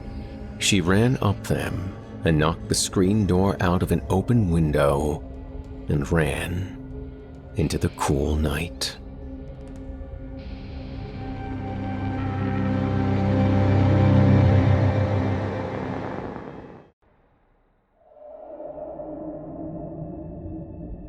Promise Valley was nestled in the valley below, tucked in quietly at the edge of the Rocky Mountains. As I eased my horse down the rough trail leading to the settlement, the place looked as serene as could be. It made the missive from my brothers seem a farce, but I'd never known Johnny to be flighty. If there was one thing I could say fondly of my brother, it was that he was as steady as the mountains he had chosen to call home. Eugene, I ain't never called on you before, I know the blood between us is bad, but I need you now. Something or someone is taking people out of their homes in the night. We ain't been able to catch them. People are scared. We sent out our best trackers, but they didn't come back. Gene, I'm worried about Callie and the girls. Worried I can't protect them. I never approved of your choice to take lives for a living, but maybe those skills can be turned to real good now. It had taken the letter 10 days to reach me, and then it took me another 6 to get to the mountains. That was half a month's time, and I'd come as fast as I could. Johnny was a bully and a fool, but he was my brother, and I wasn't inclined to let him die. Though if I got to his door and found out he was trying to make a fool of me, I'd probably feed him his own teeth. He had wanted to claim a lot of land and make a go of life in the West, but I've been eager to make a name for myself as a man of the law. Fool kid I was. I thought that life with a star on my chest would be full of adventure and fond times, but I learned quick enough that lawmen were often only lawmen because they were the strongest bully in town. Honest men existed, of course, but they were fewer than I had imagined. I did what any disillusioned boy might have done if they had already committed themselves to learning the skills needed to wear a badge, and took up those skills like a bird takes up flying. I became a bounty hunter. When Johnny heard what I was doing, he was furious. It was bad enough I was running around with a gun on my hip, but now I was just a scum-of-the-earth bounty hunter, taking cash for corpses or captures. Thing was, the years between my leaving and my return with a new job had made me bigger than Johnny. He couldn't bully me anymore, and he wasn't going to tell me what I should or shouldn't do. We got into a fist fight the week before he was set to leave, and I broke his nose and laid him out in front of his new wife. There was another sore point. I'd always liked Callie, but she had been his age, 4 years older than me. That meant I was a kid in her eyes, and I certainly hadn't proved my manliness by taking my brother down. I'd left angry and ashamed. That was 8 years gone, and I hadn't seen them since. I got a letter when each of his kids was born, and each one told me not to bother visiting. Now there was this. I had ridden hard to reach the valley and was on my 5th horse. Trading for fresh mounts had cost me a small fortune. Promise Valley was at the base of a rocky hill, buried in amidst a sea of evergreens that stretched forever to the north and south.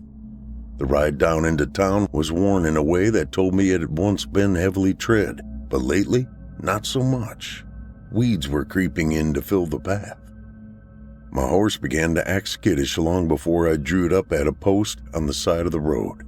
The words, Promise Valley, had been haphazardly painted over, like someone was in a rush. Danger, werewolves, sand help, had been painted over the top, clearly by someone who wasn't proficient in the written word. My nose picked up a faint smell of rot, and I wrinkled my nose. Werewolves were common enough in tales told around campfires. I guessed most people knew what they were, but this was the first time I'd had anyone try to claim they were real. I might have laughed in amusement, but my brother's note stuck in my mind. The mount beneath me was growing anxious, trying its damnedest to break away, and I found myself hard-pressed to keep my saddle. Finally, I dismounted and tied the beast to a tree on the opposite side of the road, though this barely seemed to calm the creature. It wasn't the first time I'd ridden a skittish beast, but this one seemed a breath away from full panic. Its nostrils flared and eyes rolled. "Calm, Elsie," I said, reaching a hand out and putting it on the horse's neck. She was the steadiest mount they had had at my last switch and had proven a stable, steadfast companion so far. "We'll be moving on soon. I need to look and see what's to see." The mare seemed to calm somewhat at this, the touch and the soft voice helping. I stayed with her a few more seconds and then crossed the road to the sign. Again, the smell of rock grew stronger the nearer I came to the crude warning. Clearly, someone from town had written this, but what did it really mean? Were they under attack from wolves, or were they under attack from men dressed as wolves? The first seemed unlikely. The town would have huntsmen to keep up with wildlife, even particularly aggressive wildlife. That left us with the possibility that this was some kind of sick joke by men attempting to scare people. I wasn't sure to what end. I let my nose guide me out past the sign into the brush at the side of the road. It wasn't long before the buzz of flies told me I was approaching my target. I pulled my bandana up and pushed out through a line of bushes and almost stepped directly into a large pile of offal. I could make out an impressive collection of organs. There was a stomach, intestines, spleen, liver, heart, lungs. It was a disgusting pile of slightly mangled insides. My stomach turned, happy I'd had a light breakfast. It was all human organs. I'd seen enough to recognize the size and shape of them. Besides, there was a can of paint lying next to the mess, a dried brush stuck into the grass nearby. Some animal had come for him after he had written his little message. Elsie, my horse, gave a loud scream, and I turned around to see her rise up on her rear legs and pull at the rope I'd used to tie her in place. "Whoa, Elsie!" I called, turning back and heading towards her at a quick but steady pace. The last thing I needed was for her to break her lead and get away. No sooner had this thought brushed across my mind than she reeled back again and let out one of the most terrified sounds I had ever heard an animal make. The rope holding her to the tree had not been secured with my best effort, and it came free, and Elsie took off.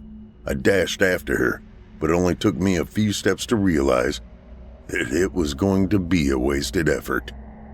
"Shit!" I snapped, angry at myself more than at the horse. I should have taken her back a bit, secured her more tightly, been more careful. She had most of my supplies. I had the bullets on my bandolier, the knife at my side, and the guns on my hips. My rifles were gone, along with most of my ammo. Those were good guns, expensive guns. If I was lucky, Elsie would run home to where I'd picked her up, and I could check for her when I got back there. But I doubted my stuff would still be with her by the time I showed up. No, that gear was far too tempting to sell. "Shit," I repeated with a little less venom as the acceptance of what had just happened settled in. I was near town. It would take me another hour maybe to get there, and then I could see about restocking my supplies. At least I kept the majority of my money hidden on my person. With a begrudging sigh, I started for Promise Valley again, taking one last look at the warning sign. I'd have to be careful. Clearly, something dangerous was happening here. Something more than men dressed as wolves having a bit of fun. My brother hadn't been exaggerating, though I doubted the sign was accurate. Werewolves. More likely it was a bear that had taken to hunting men. The trek the rest of the way to town took me over an hour. I didn't come across any other corpses or other forms of warning. The first had left me unsettled enough, truth told. I'd spent a lot of time out in the wilderness by myself, and I'd seen some nasty creatures. A rabid wolf attacked me in the night once, and I ran afoul of a mama bear and her cub. Those situations had been scary, but this one had me feeling jumpy. What kind of animal would disembowel a man like that, and then leave all that meat behind? I chuckled slightly to myself. A werewolf might. The town was quiet when I arrived. Main Street almost looked abandoned. Houses had their windows shuttered and boarded up, and the stores were closed down, even with the sun still high above. I'd seen a mining town with a similar look once, after the mine turned up a bust and then collapsed, chasing out the last few stragglers. I had never seen one that looked like this, laying in the middle of what seemed to be a lush and fertile valley. They should have had everything they needed to be self-sustaining, and yet the town looked like it was dying. I was halfway down the main street when two men stepped from a building along the side of the road and came out front. One sat down in a chair and the other walked to the edge of the building's covered porch. The man who had sat down had a rifle, and the other wore a sheriff's badge and had a piece at each hip. This was the local law. "Sheriff?" nodded my head to the man with the badge. "Stranger?" he nodded back stiffly. "You do yourself best by turning around and going back the same way you just come from." It sounded just a little more than a friendly suggestion. I nodded. No doubt that's true, but family called me in and I'm not leaving till I see them. Family? The man on the chair asked as though surprised. What clan are you part of? I'm Johnny Welling's brother, Gene, I explained. I didn't like this moment we were having. Lawmen were often paranoid, but this felt like something more. These people were on edge in a way that spoke volumes about the danger that lurked here. They were under attack, but they had no idea where it was coming from. Every stranger was a suspect. Wait, are you saying that you're Gene Welling? Gene Welling? The man who had taken a seat was up now, his rifle forgotten on the small table next to him. You're pulling my leg. Gene Welling had a reputation. No, my time is valuable. I prefer not to make trips out to the middle of nowhere so I can play jokes on lawmen. I smiled to take some of the sting out of the words. I'd been in this situation before. How would it play out this time? Johnny didn't do you any favors inviting you here, the man with the badge said. He eyed the guns on my hips.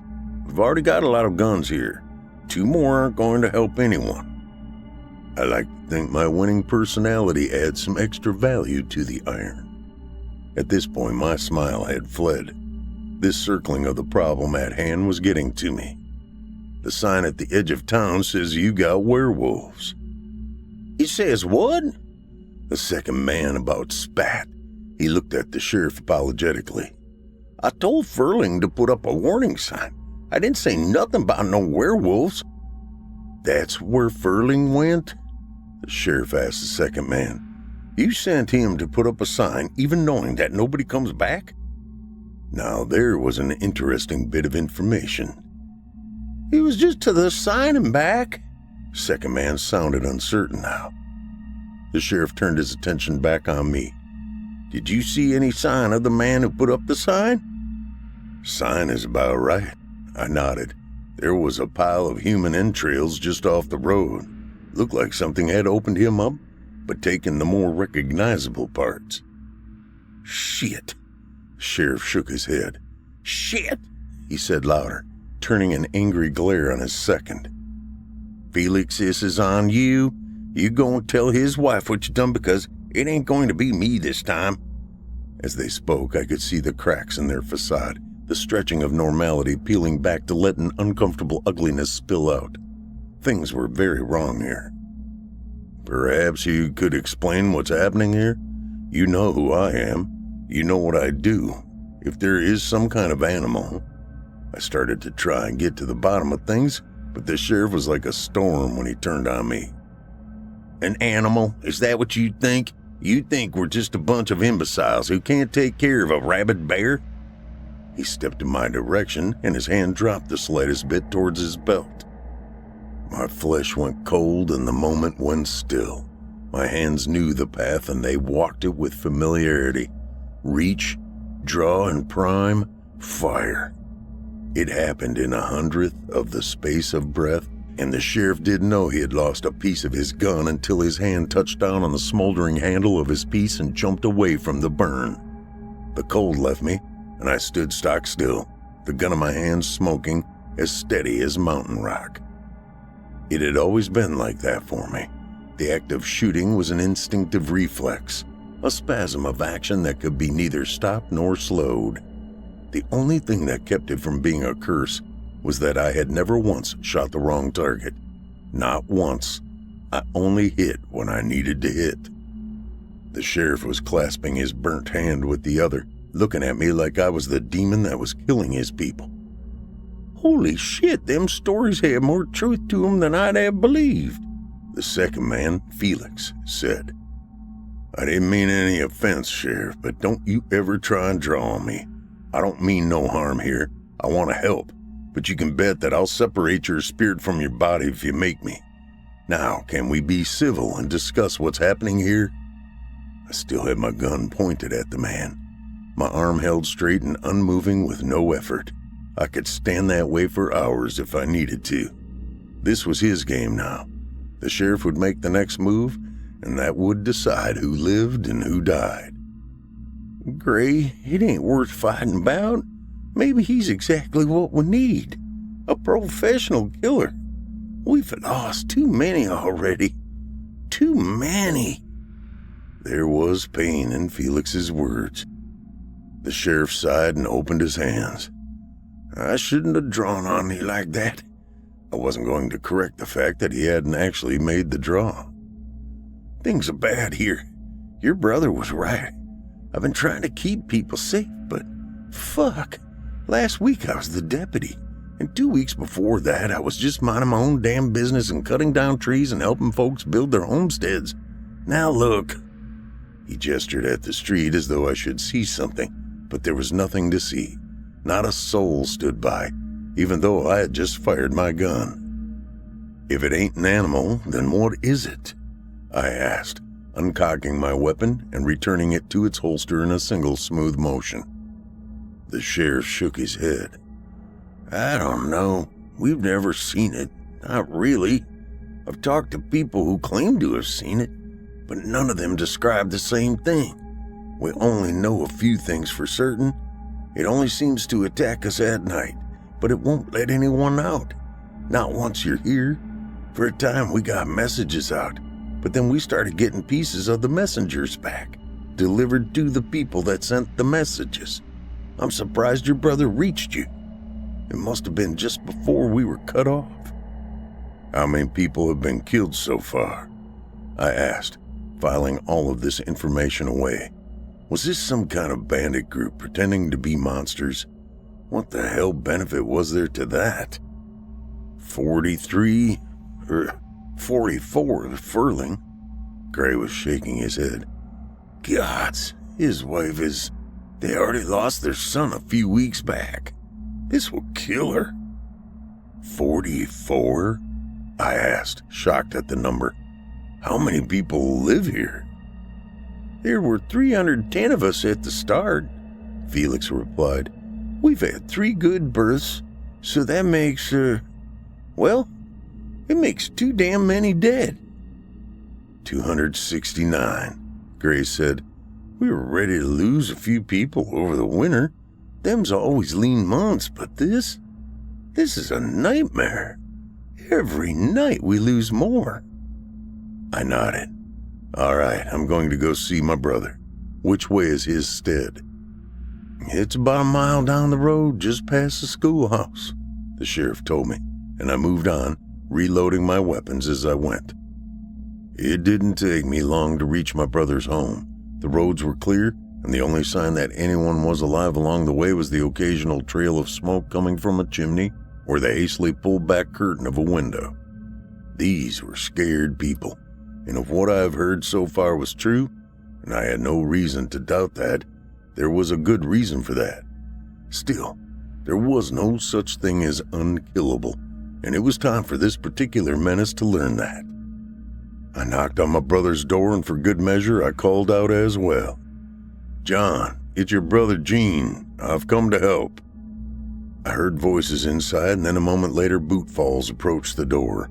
My eyes traced the path of the moving man as I calculated the thickness of the door and the trajectory of the bullet path I'd need to hit whoever was behind that door. It wasn't something I did because I was worried that there was a threat beyond my brother's threshold, but because it was something that my mind just did. Gene, that really you? The voice on the other side of the door was John's, though it sounded rougher than it had the last time I'd heard it. Country life wasn't agreeing with him. Didn't seem to be agreeing with any of the folk of Promise Valley. Yeah, it's really me. I talked to the sheriff and his deputy. I started, but John cut me off. You mean the lumberjack and the drunk?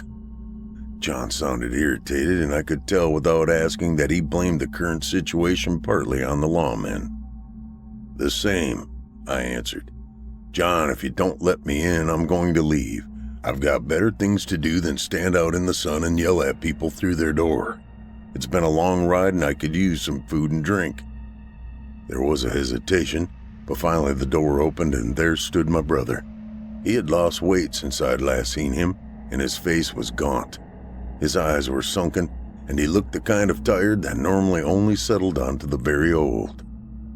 John, you look like you fell off the damn mountain. I wasn't really one for holding my opinions. John just nodded and then opened the door wider so I could come in.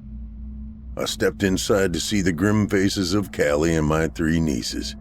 They all looked at me like I might be the Reaper come to claim them. I nodded my head. I hadn't taken to wearing a hat, but I ticked the air with a finger just the same. Callie was still beautiful, but she was worn too. I could see the fatigue in her. Even the 3 girls huddled up by the woman they looked so much like seemed tired. Sleep probably wasn't coming easy with death coming in the night. "Eugene, it's good to see you." Callie said this in a way that made me realize she wasn't that happy to see me. Fair enough. The door shut behind us, and then John carefully dropped a large locking beam in place across it. "So you've heard what's happening?" he asked. I nodded. "Parts of it. I have questions, of course." "Callie, can you fetch us some biscuits and some water?" John asked his wife, who nodded and ducked off to do as she was bidden. The youngest girl ran off clinging to her mother's skirts. She had to be 3 or 4. The other 2 girls, about 6 and 8 I'd guess, they stayed, hovering in the background to see what was to be said. We sat down at a couple chairs near the hearth. "It's some kind of monster, Gene." John spoke plainly, which surprised me. "Someone said it was a werewolf." I tossed that bit out there, figuring I might as well humor my brother's madness. "No, not a werewolf. Something worse." He looked at the girls, then back at me. "You should meet your nieces." "Oh no, John, I don't think that's necessary," I started to say, but he called the girls over anyway. "This is Carol."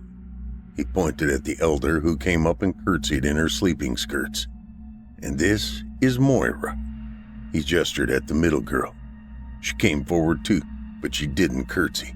Her eyes had a somewhat uncanny wideness to them, like she was seeing everything all at once. It was a familiar look. I'd seen it in the mirror enough times, and I remembered Gramps having it as well. Moira looked at the guns on my hips. "Are you Bandit?" she asked. "Moira," John snapped. "This is your Uncle Gene. He's he's kind of like a lawman. He helps bring criminals to justice." "Uncle?" Carol sounded surprised. "You never said we had an uncle." I smiled and shrugged. "I'm sure your pa has been busy. Probably just forgot about me since it has been so long since we last talked." "That's not right. You don't forget about family," Carol stated with a stamp of her small foot. John's expression darkened some. "Do you want a whooping, girl?" he threatened. This cowed Carol, who shrank back and shook her head no vehemently. "Then take your sister and get." 2 girls ran off into the back of the house about the same time Callie returned with the biscuits and water.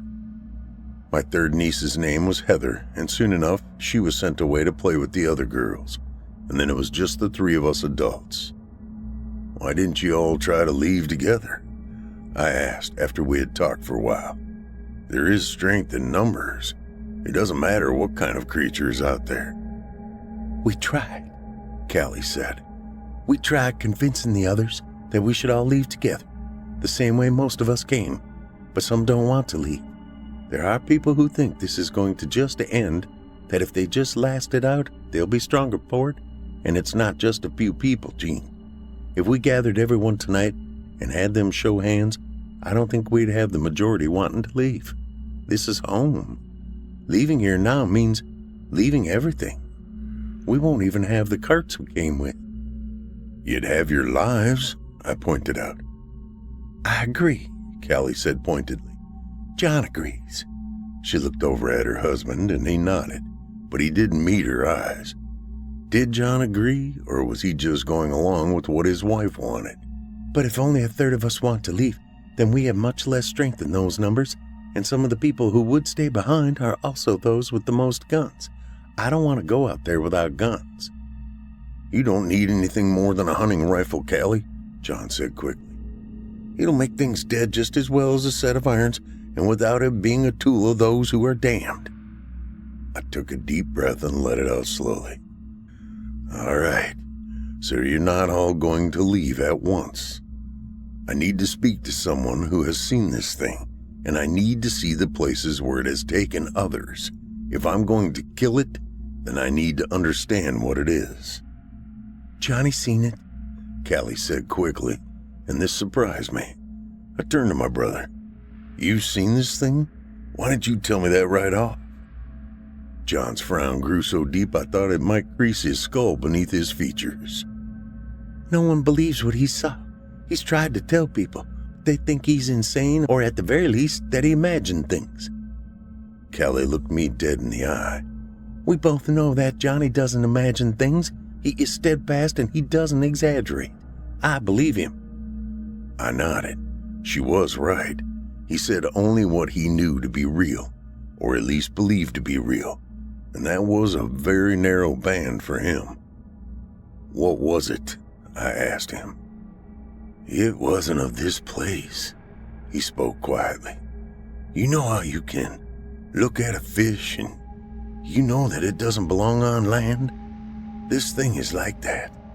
You see it and you know it doesn't belong here, not with us. I don't know where it came from, but it shouldn't be here. I was out in the backfield, putting out feed for the cattle for the night, and I saw our neighbor, Dr. Blair, walking up the lane towards his house. I didn't think anything of it at first because the doctor travels for his work, but something about my memory of him seemed wrong. So I put down my work and took a few steps in his direction. My brother looked to his wife, then back to me. It had him in its jaws and was eating him, Gene. He wasn't walking up the lane. This thing had bitten into him and was walking up the road with Dr. Blair, just hanging out of its mouth. It looked like another man walking upside down on its hands and legs, but the chest and stomach were a mouth, a huge mouth. Dr. Blair was rising up from it, held in place by this dark, bloated tongue that was thicker around than my arm. I hid. I jumped behind a tree and sat there shaking like a baby as it went by. I could hear it crunching into him, and it was talking to itself too, like in a couple different quiet voices. They sounded like regular words, but I couldn't understand what it was saying. I stayed behind a tree until it was definitely gone, but I stayed longer too. I found him still hiding behind the tree, Callie said to me. After he told me what he saw, that's when I told him to write you. I don't know what that thing is out there, but it's not something we can deal with. What time did you see it? I asked, remembering that the sheriff had said it only came out at night. It was dusk, about half an hour before full dark. John wasn't looking at me. His eyes were staring off into nothingness, and I knew he was reliving that memory. Sheriff says they only attack at night. I tossed it out to see what John would say. That's because we only find the bodies in the morning. Same with the doctor. The morning after I saw that thing out on the road, we found the doc and the rest of his family dead in their house. My brother's jaw tightened. I can't be blamed for that. I had no way of knowing it was headed for his house or that it was going to attack his family. I raised an eyebrow. I wasn't accusing you of anything. No, but you were thinking it. He glared at me, but the truth was, I hadn't thought of it until he said something. Perhaps sending a warning would have helped the doctor's family, but it might have also resulted in more people dying. Besides, people did strange things when they were terrified. If anything, my brother's reaction just made his story more real for me. The only thing I'm thinking about is how we're going to deal with whatever this thing is. I didn't bother to look in his direction. There was no point in offering what he might see as a challenge. I wasn't afraid of my brother, but I also had no desire to beat him down in front of his family again. Are there any other witnesses that you know of? No, none that I know of, he answered, but I could see Callie stiffen, as if something was going on said. Anything else I should know about? I asked, and this time I looked at my brother, who quickly turned his head away. Nothing else that will help you hunt this thing down and kill it. His words lacked conviction, but I also sensed that pressing this wasn't going to get me anywhere. Not with my brother.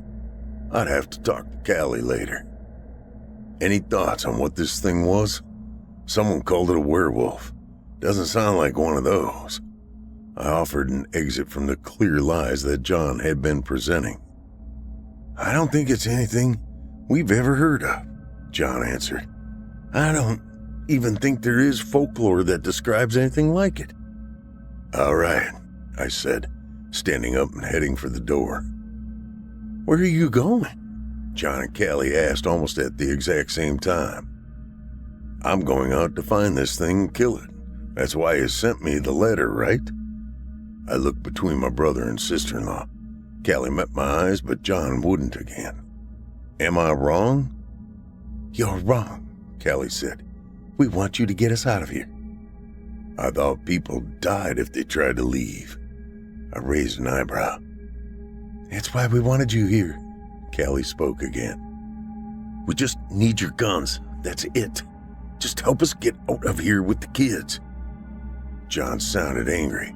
He didn't like asking me for help, clearly. He really didn't like Callie asking me for help. I was past pining over Callie. She had made her choice long ago. John had nothing to worry about. So, you'll just leave everyone else here to die? I asked the obvious question. You don't care what happens to your neighbors? I can't think of my neighbors when I have my family to worry about, Gene. You'd understand that if you had your priorities straight. John's words were bitter in a way I didn't care for. Fine. You want me to take your family out of here, that's fine. We'll leave your neighbors here to die, but I'm not going to be the only one to carry a gun. I pulled my second piece from my holster and spun its handle out towards John. He stared at it as if I'd just offered him a handful of molten iron. I don't believe in... He started, but I didn't let him finish. You don't believe in protecting your family? I can't watch every direction at once, John. I will do what I can, but I want a second set of eyes with a gun. Come on, let's go out into the yard and I'll teach you how to shoot. I gave the Ravager a solid shake, indicating he should take the silver burl wood handle I was offering. The .50 caliber cartridges were handmade by me. I had a pair of equalizers back on my now missing horse, and those with hundreds of cartridges. Unfortunately, that was gone. I was doing math. I had 44 rounds left in my bandolier, and each gun held 5 rounds. If I spared 5 rounds to get him used to firing the gun, I'd only have 49 rounds left. That didn't feel like enough, but then I never traveled with less than a few hundred rounds. The hardest job I'd taken had cost me 70 rounds, but that had been a very long day. Most problems were solved by a single .50 caliber round, particularly from my rifled revolvers. There was a reason I called the guns Ravagers. Colt made some beautiful pieces, but the Ravagers were horrifyingly powerful. I had forged them myself, put every screw and spring into place, balancing the action so that it was exactly what I wanted. Even the recoil was managed by a coil-packed hinge at the point between the body of the weapon and the handle. It still kicked like a horse, but I could fire my entire bandolier before I had to dip my wrists in the nearest stream to ease the ache. John finally took the gun from me, but he didn't look happy. Are you going to shoot the gun, Dad? A small voice came from one side of the room, and I looked up to see John's kids hiding in the doorway. Moira had spoken. I wondered how much they had listened to. John looked up at the kids, a slow anger rising in him. Yeah, he is. Do you want to watch? I asked. Carol and Heather shook their heads no and retreated from the room. But Moira's grin brightened and she nodded yes. All right, then you can come with us, but you have to stay back, close to the house. John shot me a withering look that bounced off my easy return smile. Kids like things that are new. Besides, it doesn't hurt her to gain some faith in her father's ability to protect her, right? John's fists clenched and unclenched, but he nodded. Yeah, she should know who is really going to protect her. I let the implied insult slide away, and a few moments later we were out behind the house. I set up a few targets to shoot at, bits of wood and bark I propped up at different locations. Moira stayed near the entry to the house, and we were only a few feet away. I kept an eye on her at all times. Outside was dangerous. I could sense that. I began to teach my brother to shoot, aggressively restructuring his stance. 2 hands on the gun. You're not a gunslinger. You're a man protecting his family. We have very little ammo. That means every shot you take matters. It's better to be slow and accurate than fast and dead. Hitting anything with one of these bullets is going to slow it down. I refused to let him shoot until his form was as close to perfect as I could make it.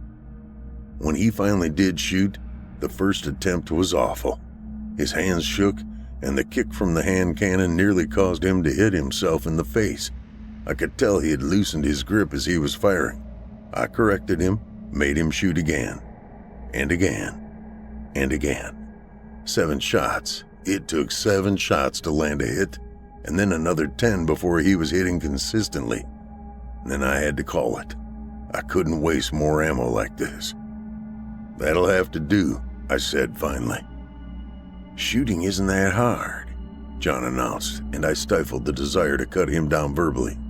That didn't benefit us. "Is that all you're going to do?" Moira asked from the porch, and I shot her a smile. "Yeah, that's it for today. We'll save the rest of the bullets for the bad guys," I told her, and this seemed to get her excited. As we walked into the house, she asked about 1,000 questions about guns and my work and how many bad guys I had killed. I kept my answers as bland as possible. The sun was getting low in the sky, the shadows cast long from the trees to which they were rooted. It would be night soon. "John, we should all pack into one room tonight, board up the windows and seal the door. Our shooting might have brought unwanted attention, but we can't leave tonight. We'll go first thing in the morning if that's still what you want to do." I spoke quietly to my brother while we grabbed some water in the kitchen. John's expression softened some, and I could see the stress weighing on him, the fear that tugged at every part of his face. He looked so much older in that moment. "I have to think about them first. It's just the way it is," he told me, and I nodded. "I came here for you because you're family, so I understand what blood means. We'll leave at first light tomorrow," I told him, and with that, our plans were set. We gathered the family and packed everyone into the larger of the 2 back rooms. After that, we set to work on sealing things up. We put a table over the window and hammered it into place with nails, and then we stacked furniture against the door. "You think this is all necessary?" Callie asked. "Frankly, I'm shocked that y'all haven't been doing this every night," I told her honestly. Callie shrugged her shoulders. "You'd be surprised what becomes almost mundane after a time." She looked over at John, who was on the other side of the room putting the girls down to sleep, and then her eyes came back to mine. She started to speak quickly. "Gene, that thing out there, John saw it a second time. It came after him one night in town. He got away, but..." "You should get some sleep too, Callie." John's voice broke off what she was telling me. "I was just telling John that you had a rifle for hunting, but we ran out of ammo a few weeks ago." Callie lied, and I wondered why. What were they not telling me? "It's a shame. That would have been helpful," I told John, which was true enough. I'd have trusted him more with a rifle than with a Ravager. "Well, we needed the food. It wasn't an option not to use it." John seemed to buy this explanation for what we were talking about. "I'm guessing there are no supplies to be had in town?" I asked. John shook his head. "People hit the stores a few weeks back, wiped out the supplies. I wouldn't try to get anything from my neighbors either. They might have been good people before all of this, but everyone is just trying to survive now, and they'll shoot you as soon as help you." "That's fine. The less attention we gather as we try to get out of here, the better." My words dropped off as a scraping sound came from outside. Everything in the room fell quiet and still. No one moved. No one spoke. Had it just been something blowing by the house? There was some wind that night, though I hadn't heard a breeze at the same time as the sound. John opened his mouth, but shut it again as the sound of glass shattering came from the front of the house. Heather let out a scream and Carol grabbed her and put a hand over her mouth, the young girl's eyes wide and terrified. Moira, strangely, was relatively calm. She sat still and quiet, maybe too afraid to act. Or perhaps she just didn't understand how dangerous the situation was. Something plowed through into the main room of the house, hitting the floor with a heavy thunk that seemed to shake the building. In my mind's eye, I could see a shape through the blocked door of the room. A blob, where I had determined the presence on the other side of the house must be based upon the sounds it was making. A moment later, it hit the bedroom door. The wood creaked loudly and the entire wall shook with the impact. Time shrank away from me, and I drew the Ravager on my right hip and fired 2 shots in quick succession. The noise of the shots in the small room caused my ears to ring and silenced the thud of the shots ripping through the door and into the thing beyond. But the scream of the beast that followed managed to cut through the ringing in my head. I had never heard anything like it before. It was full of rage and pain, strangely intelligent and also bestial. The next impact splintered the door, sending fragments of shattered wood cascading into the bedroom. I fired my gun twice more, wincing at the loudness, but unwilling to stop firing while that thing was still out there. This time the bullets seemed to elicit a more successful reaction. The thing beyond the door turned and moved away, stalking back into the house. It was still out there. I could hear it moving around, knocking things over. The fact that it was still moving was shocking. I reloaded my gun, my eyes locked on the massive holes in the door. I'd seen the thing for a few brief moments, or thought I had. I wasn't sure what it was. I'd seen human skin, fur, and I'd seen the white of bone. It bled black. Tar-like ooze leaked down the door. For the next 20 minutes, I listened as the thing moved around the house beyond the door, and then there was a crunch of glass, and a few moments later, it was gone. Everything was silent. Heather's crying brought me back to the people with me. We'll keep watch for the night. Though it's not like I would have missed that attack, I noted with a voice that was dry. Is it dead? Callie asked. I shook my head. No, it should be, but it's still alive. It did something out in the house and then it left on its own. I think I heard it, but I don't think I heard it seriously. That was an alarming thought. Living things didn't just shrug off 50 caliber rounds. A single Ravager round could blow a hole the size of a man's fist in a tree. Hopefully we deterred it for the night. We need to get any rest we can. We'll get out of here at first light. I reiterated the plan. It was all I could offer the family for the moment. I'll take the first watch. There wasn't much of a chance I was going to sleep again that night. To my immense relief, the rest of the night was silent. By the time the sun was up, so were John, Callie, and the girls. We moved back out into the rest of the house with caution. The monster, whatever it had been, had destroyed everything. No piece of furniture stood unmarred. No wall was left untorn. Black blood spattered the walls and floor, but one wall caught my eye quickly enough. There were words written on it, though not all of them were in any form of writing I knew. He sees you. The words were precisely written, and beneath all of the writing on the wall was some kind of sigil, a great spiral with a diamond-shaped point at its outer edge. At the center, it was just a void of black. It can write, John said quietly. What the hell is it? My brother was looking rougher this morning, pale and clammy, sweat on his brow. He looked sick.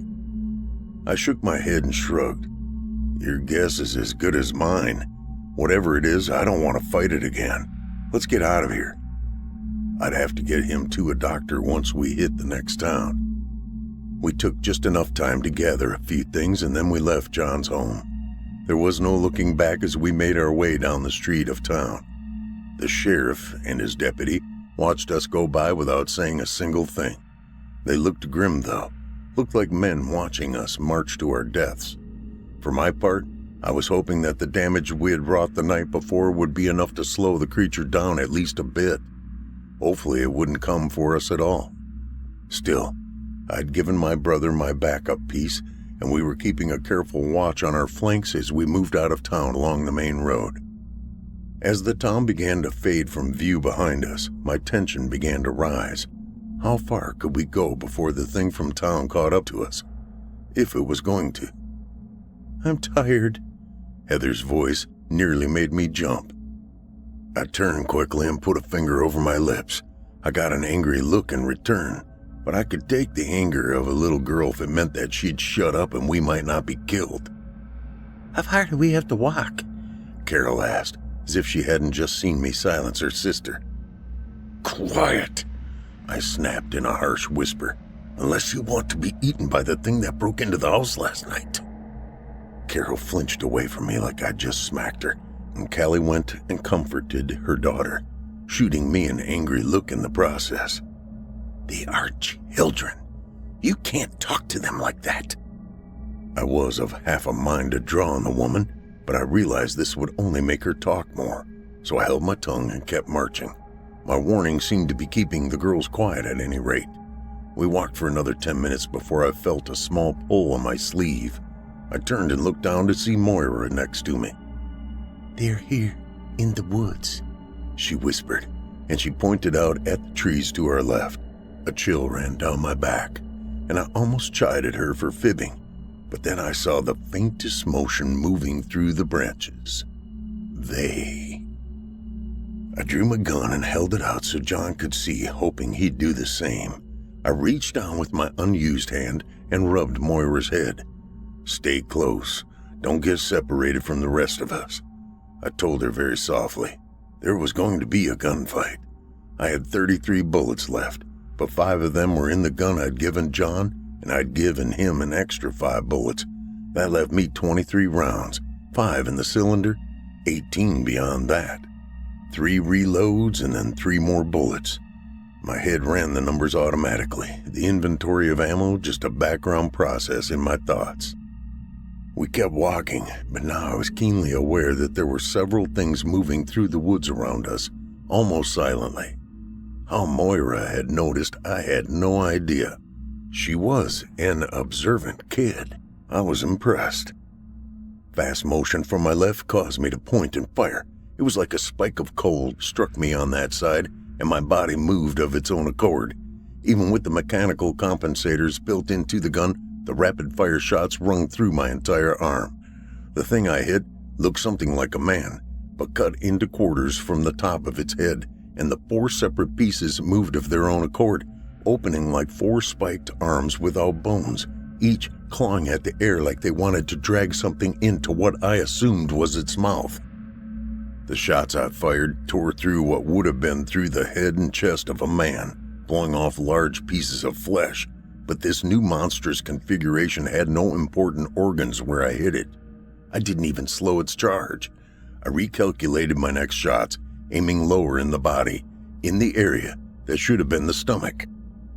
I fired once, and this time the creature tumbled to the ground, so I shot it near the same place again. It was still moving, but this seemed to hurt it. I fired again, 5th round. I started to reload automatically. This final round stopped the creature. It slumped to the ground and let out a shuddering, awful squeal as it seemed to die. A scream from behind me had me turning as I closed the cylinder on my gun. 18 rounds. One of the things had grabbed Callie and was pulling her off towards the tree line. It had used one of its tentacle head pieces to grab her arm and was drawing it into its center as she screamed. There was a terrible crunch and Callie's arm tore free, but the creature didn't let her go. Another piece of it lashed out and grabbed her head. I fired 3 shots in quick succession. Even as the first 2 knocked the creature away, it didn't stop chewing on my brother's wife. It tore the flesh from her head, ripping it away like a hunter rips away a rabbit's skin. She gurgled on her own blood as the 3rd bullet stilled the monster far too late. I considered firing the 4th round into her skull, but it was a waste of ammo. I needed the bullets to save everyone else. Behind me, I heard 3 shots followed by John cursing. "Carol, no!" I turned and fired my 5th bullet as my fingers danced to reload the cylinders again. 13 rounds. "The stomach," Aim for the stomach, I yelled, firing as soon as I could manage. But Carol was gone, and John, who had fired twice more, was now trying to reload as he held on to Moira and Heather. I closed the distance to them, killing another creature as it tumbled from the forest in our direction. They moved in an ungainly way, as though they didn't like how thick our air was and had to swim through it. I fired again and again. 8 rounds. They just kept coming. One got too close and I had to pull my knife and fend it off with one hand as I closed the cylinder and brought my gun up again. I fired point blank into its guts and the thing went down immediately, black blood spattering across my face.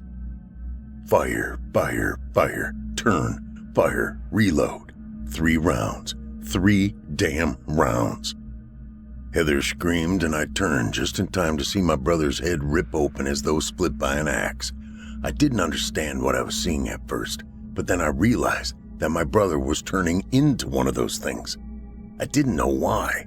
I could only guess, but I was so stunned that he had Heather halfway in his gullet before I thought to shoot and kill him. For perhaps the first time in my life, my hands shook as I held my gun, pulling the trigger and unloading it into my brother. I pulled the trigger again and the chamber clicked. Had I fired 5 times? How? No, I'd only had 3 left. My brother was down, but there was still one coming. I turned as it stomped up behind me, drawing my knife and holding it up like it might actually help. A gun cracked the air. 2 short shots, spaced a second apart, and the monster collapsed in front of me. I was shocked. I stood dumbfounded for a second, and then turned around behind me. Moira was on the ground, the barrel of my spare Ravager resting on her dead father's leg, smoke still rising from the barrel. Tears stained her face and her eyes were wide in terror. I looked back at the monster. Both shots had struck the vital mass. I turned back and walked over to the girl, picking her up and taking the gun from her. "Are you okay?" I asked her. She shook her head no. "Me neither," I told her. "You did good." She nodded once. "Let's go," I said. And together, we left Promise Valley.